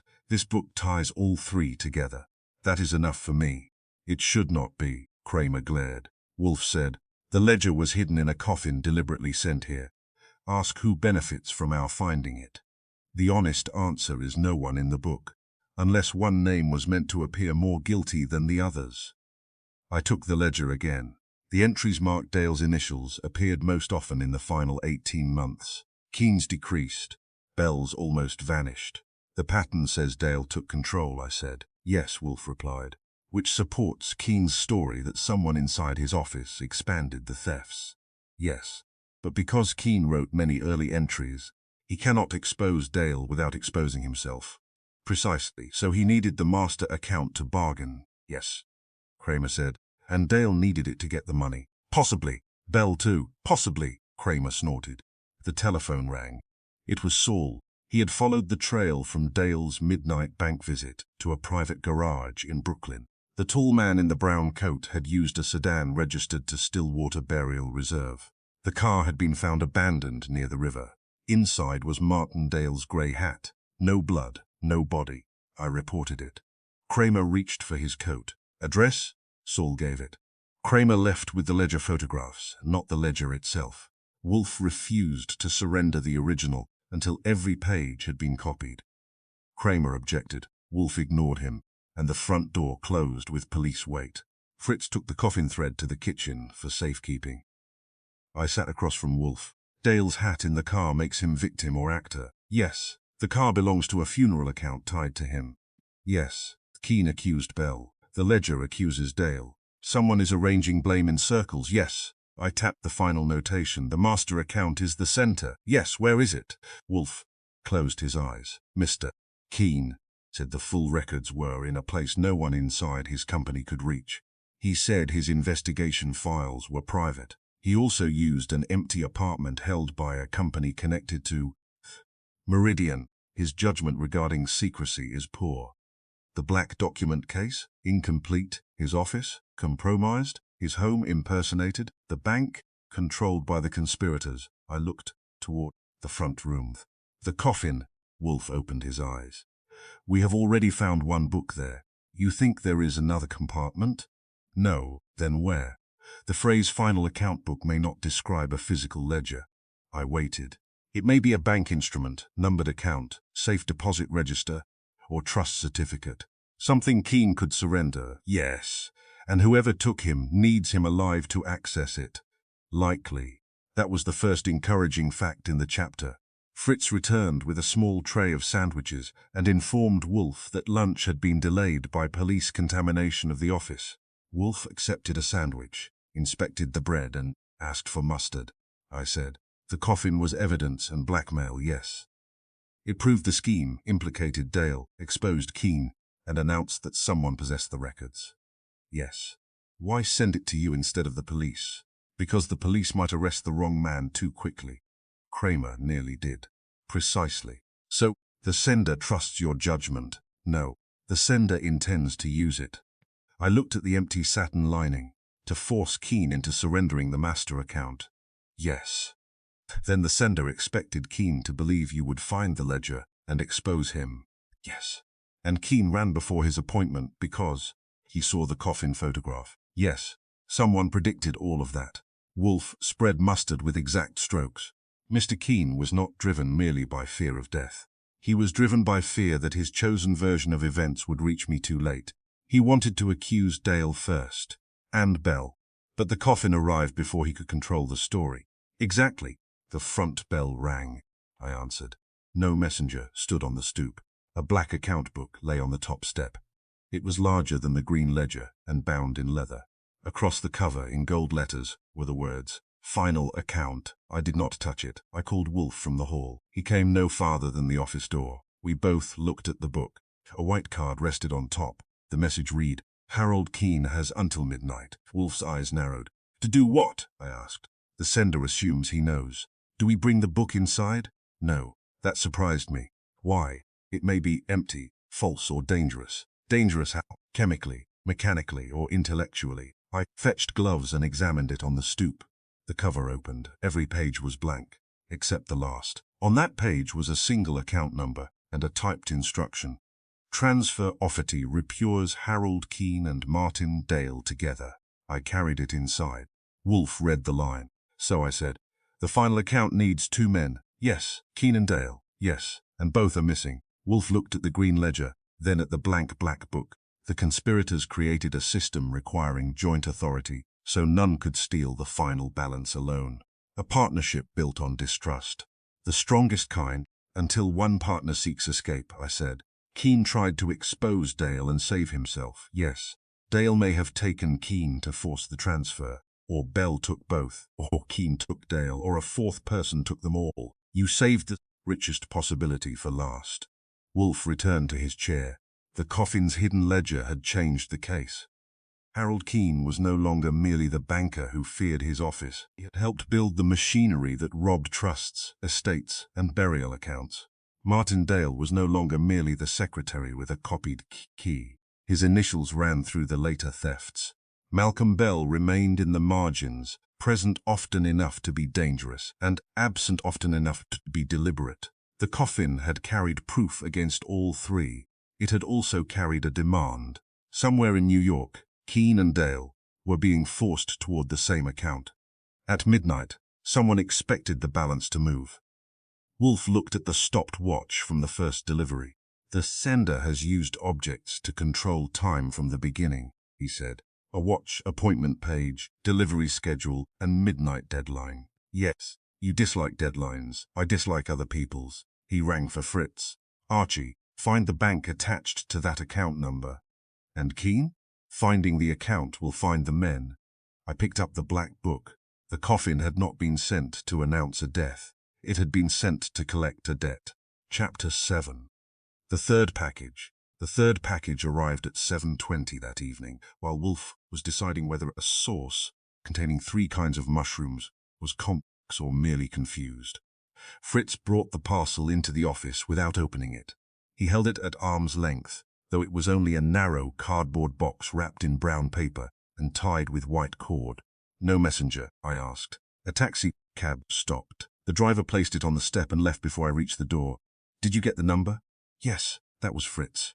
A criminal might enter the kitchen passage, steal his key, and insult his household, but he would not leave in an unidentified taxi. Wolfe looked at the parcel. Place it on Mr. Goodwin's desk. Fritz did. The box carried no address. My name was written on the lid in block letters Archie. I examined the cord paper and sealed for no stain, no odor except cardboard and rain. Wolfe said, "Open it. You have developed confidence in my hands. They are nearer." I cut the cord and lifted the lid. My revolver lay inside. It was the Marley .32. I usually kept in the lower right drawer of my desk. The cylinder was empty. The barrel had been cleaned, and a white card was tucked beneath the trigger guard. I checked the drawer. It was locked. The revolver was gone. Fritz stared at it. That was inside the office, until someone developed an objection. Wolfe's eyes narrowed. I lifted the card with tweezers. The message read, "Send Harold Keene alone to warehouse 17 at 11. He will bring the final account book. If police appear, the next coffin will not be." No signature. I turned the card over. Blank. Wolfe said, "When did you last examine the weapon?" "This morning." "Before or after the ledger was found?" "After." "Was the drawer locked?" "Yes." "Who possesses a key?" "I do." "Only you." "Only me." I removed my key ring and checked the desk key. It was there. Fritz said, "The service passage." I nodded. The passage opened near the office door, but entering the office required crossing several feet of open hall. At night, with the household asleep, that was possible. During the day, it was considerably more ambitious. "When was the gun taken?" Wolfe asked. "Between 11 this morning and 7:20. "Who entered the house?" "Kramer, Stebbins, Saul, 2 messengers, and the delivery boy from the market." "Mr. Dale?" "No." "Mr. Bell?" "No." "Mr. Keene?" "Still missing." I examined the lock on my desk drawer. There were faint, fresh scratches around it. A thin tool had been inserted beside the bolt. "The intruder did not need my key," I said. He opened the drawer. "From the office, unless he has developed arms that turn corners." Wolfe looked toward the hall. "Then someone entered while the house was occupied." "That is unfriendly. It is calculated." I checked the revolver. Its serial number matched. The grip carried the small dent from a fall years ago. It was mine. One chamber contained a narrow strip of paper rolled into a tube. I pushed it out carefully. It bore a 6-digit number. Wolfe said, "The account? Possibly." I brought the blank black book from the evidence cabinet. The account number on its final page contained 12 digits. The 6 on the revolver matched the middle sequence. "Part of it," I said. "Then the sender still believes we do not possess the full account." "We don't." "Precisely." Fritz looked at the card. "Mr. Keene cannot go to the warehouse. We do not know where he is." "The sender may know that," Wolfe said. I leaned against my desk. "Then why order us to send him? To force us to produce him? Or admit we cannot?" "Yes, which tells the sender Keene has escaped his control." "Perhaps." I looked at the coffin in the front room. "Warehouse 17 is where the coffin was prepared." "Yes." "The Meridian warehouse." "Yes." "You are not planning to send me in a borrowed hat and Keene's coat?" "No." That answer came too quickly. Wolfe closed his eyes. The office remained silent for nearly a minute. Outside, tires hissed over wet pavement. From the kitchen came the faint sound of Fritz closing a cupboard with more force than necessary. At last, Wolfe opened his eyes. "Archie, telephone Mr. Kramer. To tell him about the gun." "No. What shall I tell him?" "That Harold Keene has confessed." I looked at him. "To what?" "The funeral account thefts, the substitution of identities, the false transfer into your name, and the attempt to implicate Mr. Dale. That is an ambitious confession for a missing man. Ambition has not discouraged this case." "You want the police to believe it?" "I want Captain Kramer to repeat it through channels that cannot keep secrets." I understood. "The sender will hear." "Yes, and we say Keene gave you the final account book." "Yes." "Where is it?" "In my safe." "The safe behind the painting?" "No." Wolfe glanced toward the large office safe, set into the wall behind the globe. It was not concealed because Wolfe considered concealment an invitation to curiosity. I said, "We tell Kramer the account book is there, correct, and wait for someone to come through the service passage." "Likely." Fritz's face hardened. "Again?" "This time expected." I called Kramer. He answered from headquarters. "We received another package," I said. "What?" "My missing revolver." Silence. "It was taken from the Brownstone?" "Why didn't you lead with that?" "Wolfe has a better headline. Harold Keene has confessed." Another silence. Longer. "You found him?" "He reached Wolfe through a private channel." "Where is he?" "Protected." "What did he confess?" I repeated Wolfe's list. Kramer began asking questions at police speed. I let him finish. Then I said, "Keene also delivered the original account book. Wolfe has it in his office safe." Kramer lowered his voice. "Do you?" "I have told you what Wolfe said." "That is not an answer. It is the only one you get. Goodwin, if you are playing games with stolen trust money and a missing banker, I will come there and remove the door." "Bring a carpenter." He swore and hung up. Wolfe said, "Adequate. Kramer will be here within 20 minutes. He must not come." "You might have mentioned that." "Telephone again." Kramer answered with less courtesy. I told him Wolfe required discretion, because Keene feared someone inside the bank and police department might warn the conspirators. Kramer objected. I told him a premature raid could lose Keene and the account. That was enough to make him cautious, though not happy. He agreed to circulate the confession only to the commissioner, the bank investigators, and 3 senior detectives. In other words, half Manhattan would know by 9. Saul arrived at 8:10. Fred Durkin came 10 minutes later. Wolfe placed Saul in the front room behind the coffin, and Fred in the basement near the rear door. Fritz locked the kitchen, then unlocked it again under protest, because an intruder with a copied key must be permitted to believe his key remained useful. I removed the bullets from my recovered revolver, loaded another, and put it in the drawer. Wolfe looked at me. "Do not shoot anyone in the office. I will ask them to step into the hall." At 8:30 dinner was served. Wolfe ate roast, with a sauce he finally judged coherent. I ate enough to remain functional. Fritz ate nothing and listened to every sound from the rear of the house. At 9:40, the telephone rang. A man's voice asked for Harold Keene. "He is unavailable," I said. "Tell him the warehouse appointment remains." "Who shall I say called?" "No, but I am learning." The line went dead. Wolfe said, "The bait has been noticed." At 10:05, Kramer telephoned. Someone had entered Keene's private office at the bank and searched the safe. Nothing had been taken. "Who?" I asked. Night watchman saw a man leaving through the side corridor.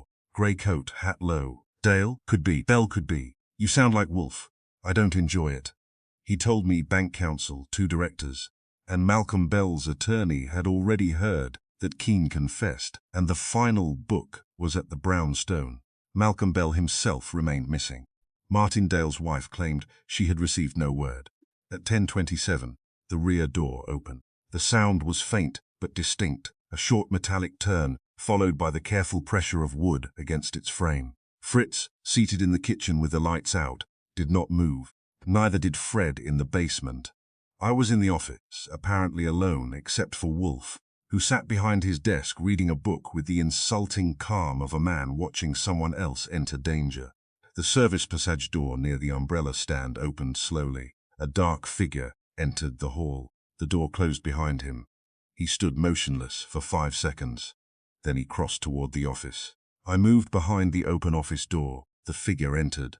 Martin Dale wore a black overcoat and soft-soled shoes. His hat was pulled low, and a narrow flashlight rested in his gloved hand. He went directly to Wolfe's safe. He did not see me. Wolfe lowered his book. "Mr. Dale." Dale spun. I stepped between him and the door. His right hand moved toward his coat pocket. "Keep it visible," I said. He froze. Wolfe regarded him. "You have arrived early. The warehouse appointment is at 11. Dale's was pale beneath the hat. "I came to warn you. By the service passage, the front door may be watched." "By whom?" "Keen's men. You told us Mr. Keen was your employer, not a gang leader." "I was wrong about him." I held out my hand. "Pocket." He slowly removed a small automatic pistol and placed it in my palm. Other pocket, a ring of keys. One was a bright copy of the service key we had taken from him. "You copied the copy," I said. "No, that key was returned to me." "By whom?" "Harold Keen." Wolfe's eyes narrowed. "Explain." Dale remained standing. Wolfe said, "Sit." Dale selected the yellow chair. He kept his gloved hands on his knees. "I did not organize the funeral accounts," he said. "Keen did." "You participated," Wolfe replied. "At first, without knowing what they were. Your initials appear beside hundreds of transfers. I prepared the paperwork. Keen said they were adjustments for dormant trusts and estate settlements." "Did you believe him for 6 years?" "For the first 2. Later I learned enough to understand," and continued. "He had evidence against me." "What evidence?" "My signatures, codes, and correspondence.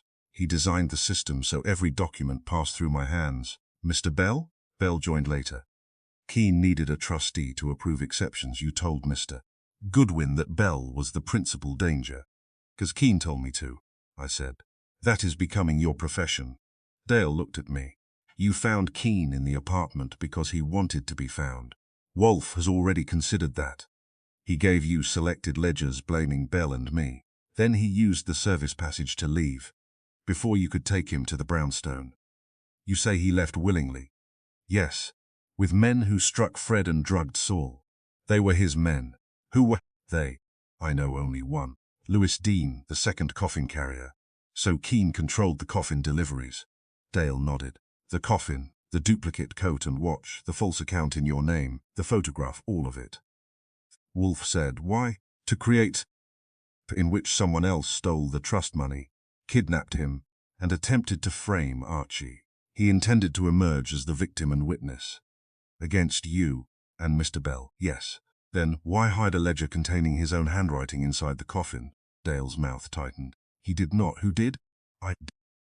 "That interested the room," Dale continued. "I discovered the green ledger in Keen's private cabinet. I knew it proved he created the accounts.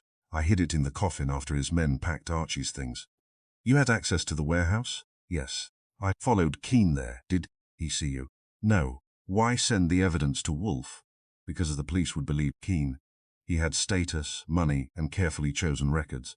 Wolfe would notice the handwriting." Wolfe grunted. "So the coffin carried Mr. Keen's threat and your evidence?" "Yes." "Who sent him the photograph showing his nameplate?" "I did. To frighten him. To warn him that the ledger was inside, and force him to act before he was ready." "Yes," I said. "You have admitted entering the warehouse, altering the coffin, copying the house key, and planting evidence. I did not steal the objects from this house." "Who did?" "Keen." "How?" "He had the duplicate service key. I gave him the wax impression months ago." "You told us Bell saw the wax." "He did. But Keen already had it," Wolfe said. "Why did Mr. Keen enter the Brownstone merely to steal harmless objects?" "To prove he could reach the house and make everyone fear an intruder." "And the appointment page?" "To ensure Wolfe focused on him." "Then why implicate you by choosing objects that reminded Fritz of your earlier visit?" Dale looked toward the hall. "Because I was disposable." The word was quiet. He needed someone with access to take the blame. The copied key, the bank records, the funeral transfers, the apartment, everything pointed to me. "Yet you helped him." "I thought we were preparing to expose Bell and recover the money. Keen promised immunity for both of us." "You believed him?" "I wanted to." "That is not belief." "No." Wolfe leaned back. "Why enter tonight?" "To retrieve the master account before Keen's men came." "You believed it was in my safe?" "Yes." "Why?" "Kramer's office repeated the confession within an hour. Keen has a source there. I knew he would hear. Then you expected Keane to come himself? No. He never risks himself when another man can carry the danger. Who will come? Dean, perhaps. Or Malcolm Bell if Keane still controls him, I said. Bell is working for Keane.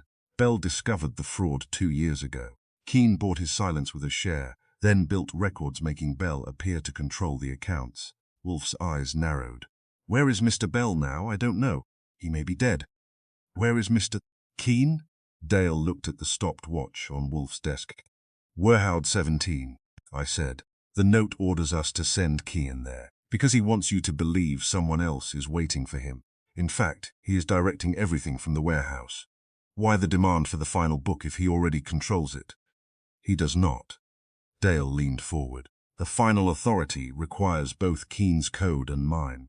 The Black Book told the truth. Without me, he cannot move the remaining balance. How much? Wolfe asked. Nearly $2 million. And you came for the account information? Yes. To bargain? To disappear? I said. That confession lacks nobility. I am not offering nobility. The office telephone rang. No one moved at first. The quiet voice said, Mr. Goodwin, you have 20 minutes. For what? To send Harold Keane to Warehouse 17. He is already there. Silence.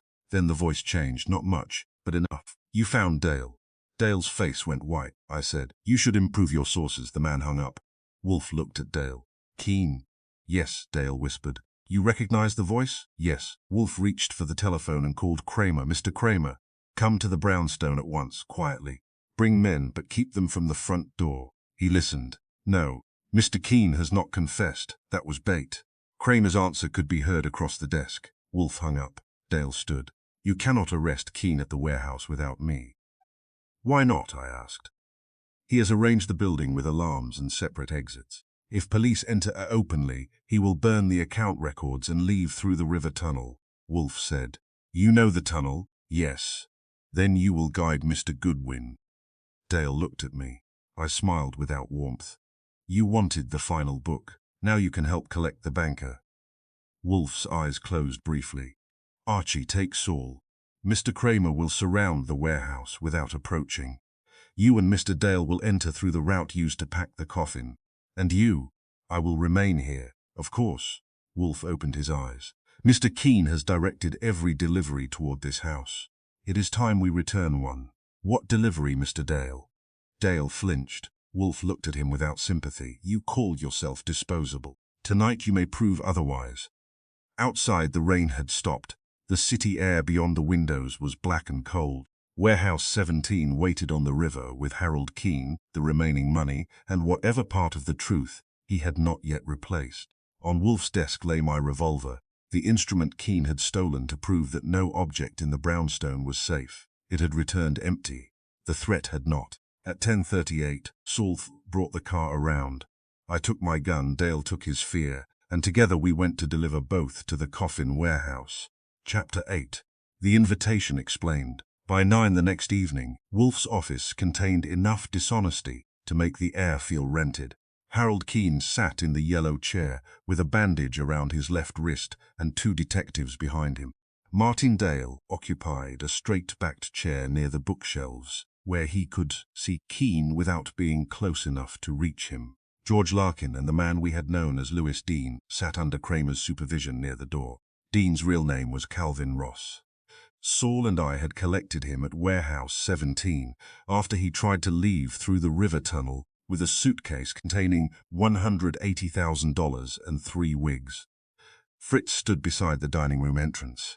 Theodore had come down reluctantly from the plant rooms and sat near the globe, still offended that the police had interrupted an evening inspection of the orchids. Kramer had the red leather chair. Wolfe sat behind his desk. The coffin ledger lay before him. Beside it were the duplicate watch, my returned revolver, Fritz's kitchen key, Theodore's pruning shears, the torn appointment page, and the 3 notes that had directed the case. The coffin itself remained in the front room. It had finally become too large for the office, though not too large for the truth. Keane looked pale but composed. We had found him in the warehouse office, behind a locked steel door, not as a prisoner, but as the man directing the final transfer. He had tried to activate the fire system and destroy the account records. Dale's description of the building had let Saul cut the alarm wire before Keene reached it. Kramer said, "You told me this meeting would finish it." Wolfe looked at him. "Your impatience has survived experience. I have 2 men accusing each other, 2 hired imposters, stolen money, forged records, and a coffin in your front room. Yes. I want a charge I can take downtown. You will have several." Keene spoke. "This is unnecessary. Dale has admitted altering the coffin and hiding the ledger. He constructed the threats to make me appear guilty." Dale turned toward him. "You designed the fraud. I employed you. You used me." "Gentlemen," Wolfe said. "Neither stop," Kramer said. "Quiet." That worked because he had the police, and because Keene's bandaged wrist reminded everyone that the warehouse discussion had already become physical once. Wolfe looked at the assembled company. 3 deliveries came to this house. Each appeared to be a threat. None was what it first appeared to be. He touched the stopped watch. The first was a coffin containing Archie's original coat and watch, together with a photograph showing a man dressed as Archie leaving an apartment. The photograph displayed a deliberate disagreement between the wristwatch and the street clock. "I said 10 minutes. Yes. That contradiction was not an error. It announced substitution. A watch could be replaced. A coat could be replaced. A photograph could be staged.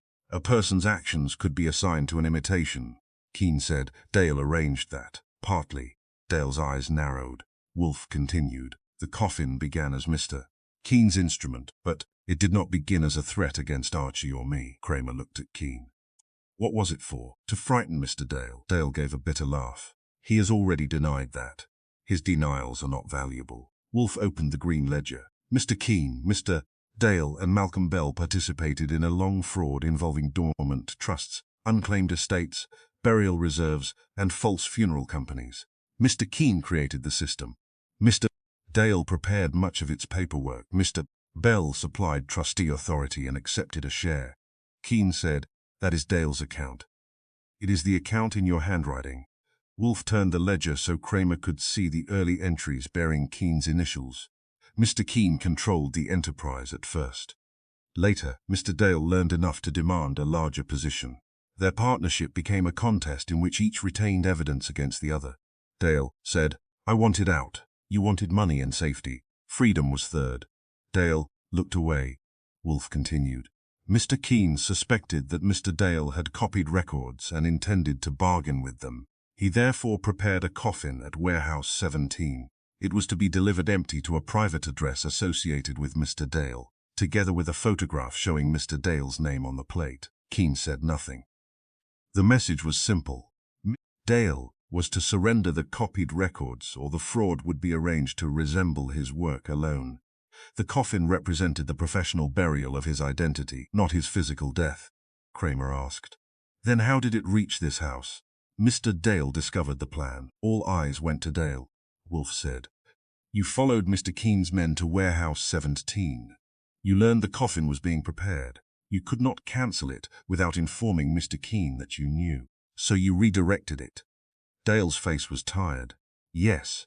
You changed the destination to this house. You obtained Archie's belongings through the copied service key and through access to his apartment. You prepared replicas in the warehouse, substituted them, and placed the originals into the coffin."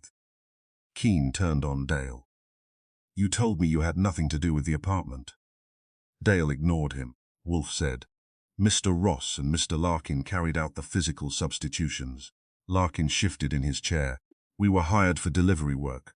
Kramer looked at him. "Save it." Ross said, "Dale paid us." Dale replied, "Keene hired you first," Wolfe said. "Mr. Keene employed them to move the coffin, Mr. Dale intercepted their instructions and paid them to alter the cargo and destination."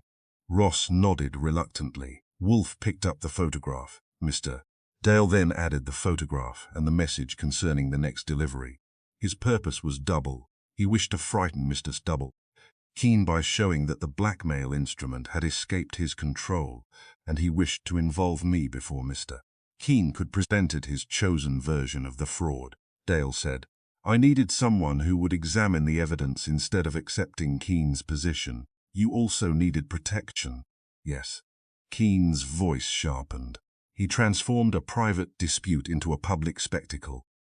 Dale looked at him. You had already arranged my coffin. Wolfe raised a finger. The spectacle was not yet public. Both men wished the police excluded because both were guilty. Each hoped to use this household against the other without surrendering himself. I said, that explains why the first delivery was an invitation. Wolfe nodded. Mr. Dale invited me into the contest. He selected Archie as the apparent target because a direct threat to this household guaranteed examination. The coffin said, in effect, that identities, records, and appearances had been replaced. Discover which. Kramer looked at the wooden box on my desk. And the second delivery, Mr. Dale's. Dale did not object. Wolfe touched Fritz's key. The second package contained 3 objects taken from this house. Fritz's kitchen key, Theodore's pruning shears, and a page from Archie's appointment book showing Harold Keene's private meeting. Fritz's expression remained stern. The objects proved that the Brownstone could be entered, Wolfe said. But that was not their only purpose. They formed a route through the narrow service passage. Mr. Dale hot-copied the passage key during an earlier visit. He knew Fritz would eventually remember that visit and identify him. Kramer frowned. Why point to himself? To make his part visible before Mr. Keene could erase it. Mr. Dale knew the copied key, and his access would be discovered eventually.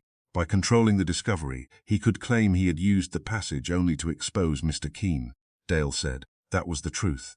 Partly. You entered the house at night, stole the objects, and planted them in the second delivery. You wished me to connect you with the intrusion, but only after learning of Mr. Keene's appointment and disappearance. Keene said he kidnapped me. No, Wolfe replied. Not then. The room became still. Wolfe looked at Keene. You staged your first disappearance. Kramer sat forward. The apartment? Chosen by Mr. Keene.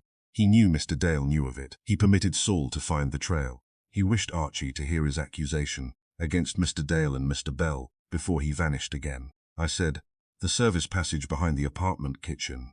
Yes, Mr. Keene knew it. He used it voluntarily. The men who struck Fred and drugged Saul were employed to make the departure resemble an abduction. Ross said. Keene gave the order. Kramer turned to him. You'll make a full statement. Ross shrugged. I intend to remain alive. Keene's control slipped. That man is a thief. Ross smiled. That is why you hired me. Wolfe continued before Kramer could enjoy the exchange. Mr. Keene wanted to appear a frightened witness. He showed Archie selected papers implicating Mr. Dale, and Mr. Bell concealed his own authorship of the accounts and vanished before he could be brought here and questioned properly. Dale said, he meant to emerge after I was arrested. Yes, but you had already placed the green ledger beneath the coffin lining. Wolfe opened it again. This book defeated both plans. It contains enough of the original fraud to implicate all 3 men. Mr.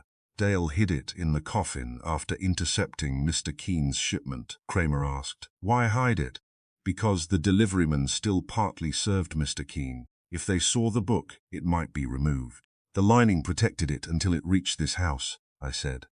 The coffin carried Keene's blackmail plan, Dale's threat, my property, and the real ledger. A crowded delivery. Keene looked at Dale. You stole that from my private cabinet. You stole 5 years from every person whose trust you emptied. Keene's face hardened. Wolfe tapped the notation on the final page. The ledger was incomplete. The remaining money had been moved to a master account, requiring joint authority from Mr. Keene and Mr. Dale. Kramer said, nearly $2 million. Yes. Where is it now? Frozen by the bank commissioner at my request this afternoon. Keene's head turned sharply. You had no authority. Wolfe looked at him. Neither did you. Kramer almost smiled. Wolfe touched the black account book that had arrived on the stoop. The false final book and midnight deadline were also sent by Mr. Dale. Dale nodded. I needed Keene to believe I had found the master account. You needed him to contact you or move toward the warehouse. Yes. And the third package? Wolfe placed my revolver beside the other. Objects. Again Mr. Dale's? Kramer asked. Yes. During the confusion following the discovery of the coffin ledger, the service passage allowed him to enter, but he did not come alone. Mr. Ross entered the office while Mr. Dale distracted Fritz at the rear door. Ross said, I was paid. You repeat yourself, Kramer told him. Wolfe continued.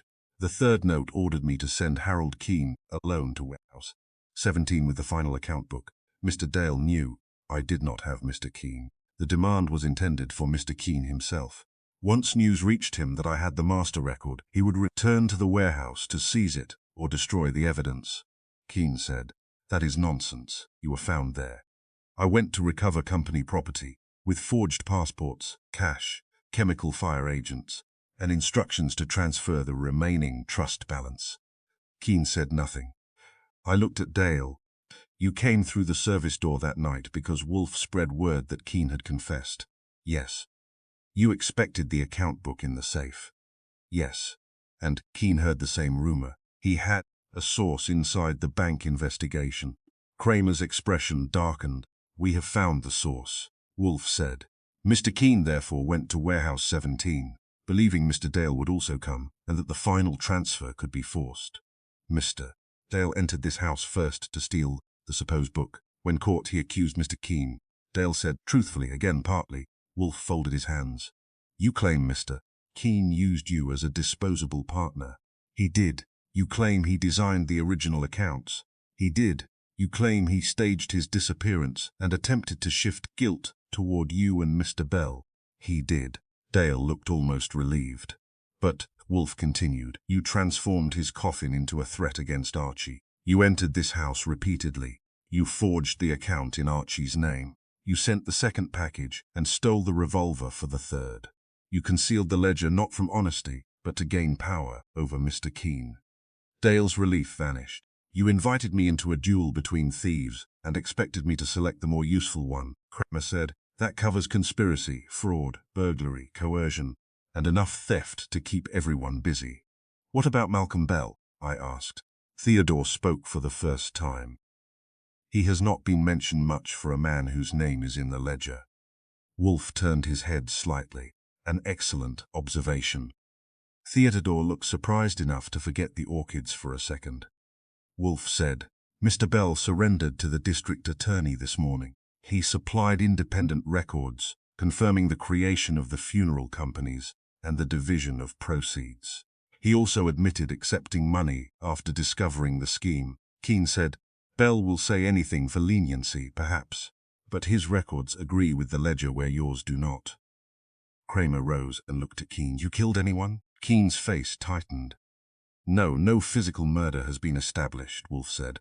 The coffin suggested death because both principals wished fear without immediate bloodshed. Mr. Keene needed Mr. Dale alive for the joint transfer. Mr. Dale needed Mr. Keene alive for the same reason. Ross muttered. That could have changed. Kramer stared at him until he became quiet. Wolfe leaned back. The coffin was never a warning that Archie would die. Mr. Dale could have harmed him at the apartment, but did not. It was not a warning that Mr. Keene would die. Mr. Keene arranged its original preparation. It was not even a direct warning to Mr. Dale after he altered it. Then what was it? Fritz asked. Wolfe looked toward the front room. An invitation. Keene gave a contemptuous sound. To whom? Kramer asked. To me. Wolfe's gaze moved across the evidence. Mr. Dale invited me to examine replacement. The copied coat and watch said appearances were false. The staged photographs said time could be manufactured. The appointment page said Mr. Keene was the true subject. The household objects said the intruder had entered by a known route. The hidden ledger said the frightened witness was also a thief. He looked at Dale. You expected me to uncover Mr. Keene's guilt. Dale met his eyes. Yes. Then Wolfe looked at Keene. You expected to use the investigation to destroy Mr. Dale before the full records emerged. Keene remained silent. The coffin invited the truth into a contest between two men who both feared it. Each believed he could control what I found. Each supplied evidence against the other while concealing his own part. Kramer said, and which feared the truth most? Wolfe's lips pushed out. Mr. Keene feared exposure of authorship. Mr. Dale feared being left with sole responsibility. Mr. Bell feared prison and surrendered first. Fear is difficult to measure, I said. That avoids the question. No. The answer is the man who arranged the most elaborate replacement. He looked at Keene. Mr. Keene attempted to replace himself. He created a false victim, a false witness, a false disappearance, and a false account of the fraud. Mr. Dale merely replaced the destination of a coffin. Keene stood. Kramer's detectives moved. Keene stopped. Wolfe said, "Sit down." Keene did not. "You have no proof that I ordered the first coffin." Ross spoke from near the door. "I loaded it," Larkin added. "I saw the nameplate." Dale said, "I have the original order sheet." Kramer held out his hand. Dale removed a folded paper from inside his coat and gave it to him. The order bore the warehouse number, coffin model, Keene's private code, and instructions to photograph the nameplate before delivery to Dale's house. Kramer read it and put it in his pocket. "Sit," he told Keene. Keene sat. Wolfe turned to Dale. "And you, sir, kept that document not to expose him, but to ensure yourself." "Yes." At last, an answer without clothing. Dale lowered his head. Kramer directed his men. Keene and Dale were placed under arrest. Larkin and Ross would be held as accomplices and witnesses. Malcolm Bell was already in custody.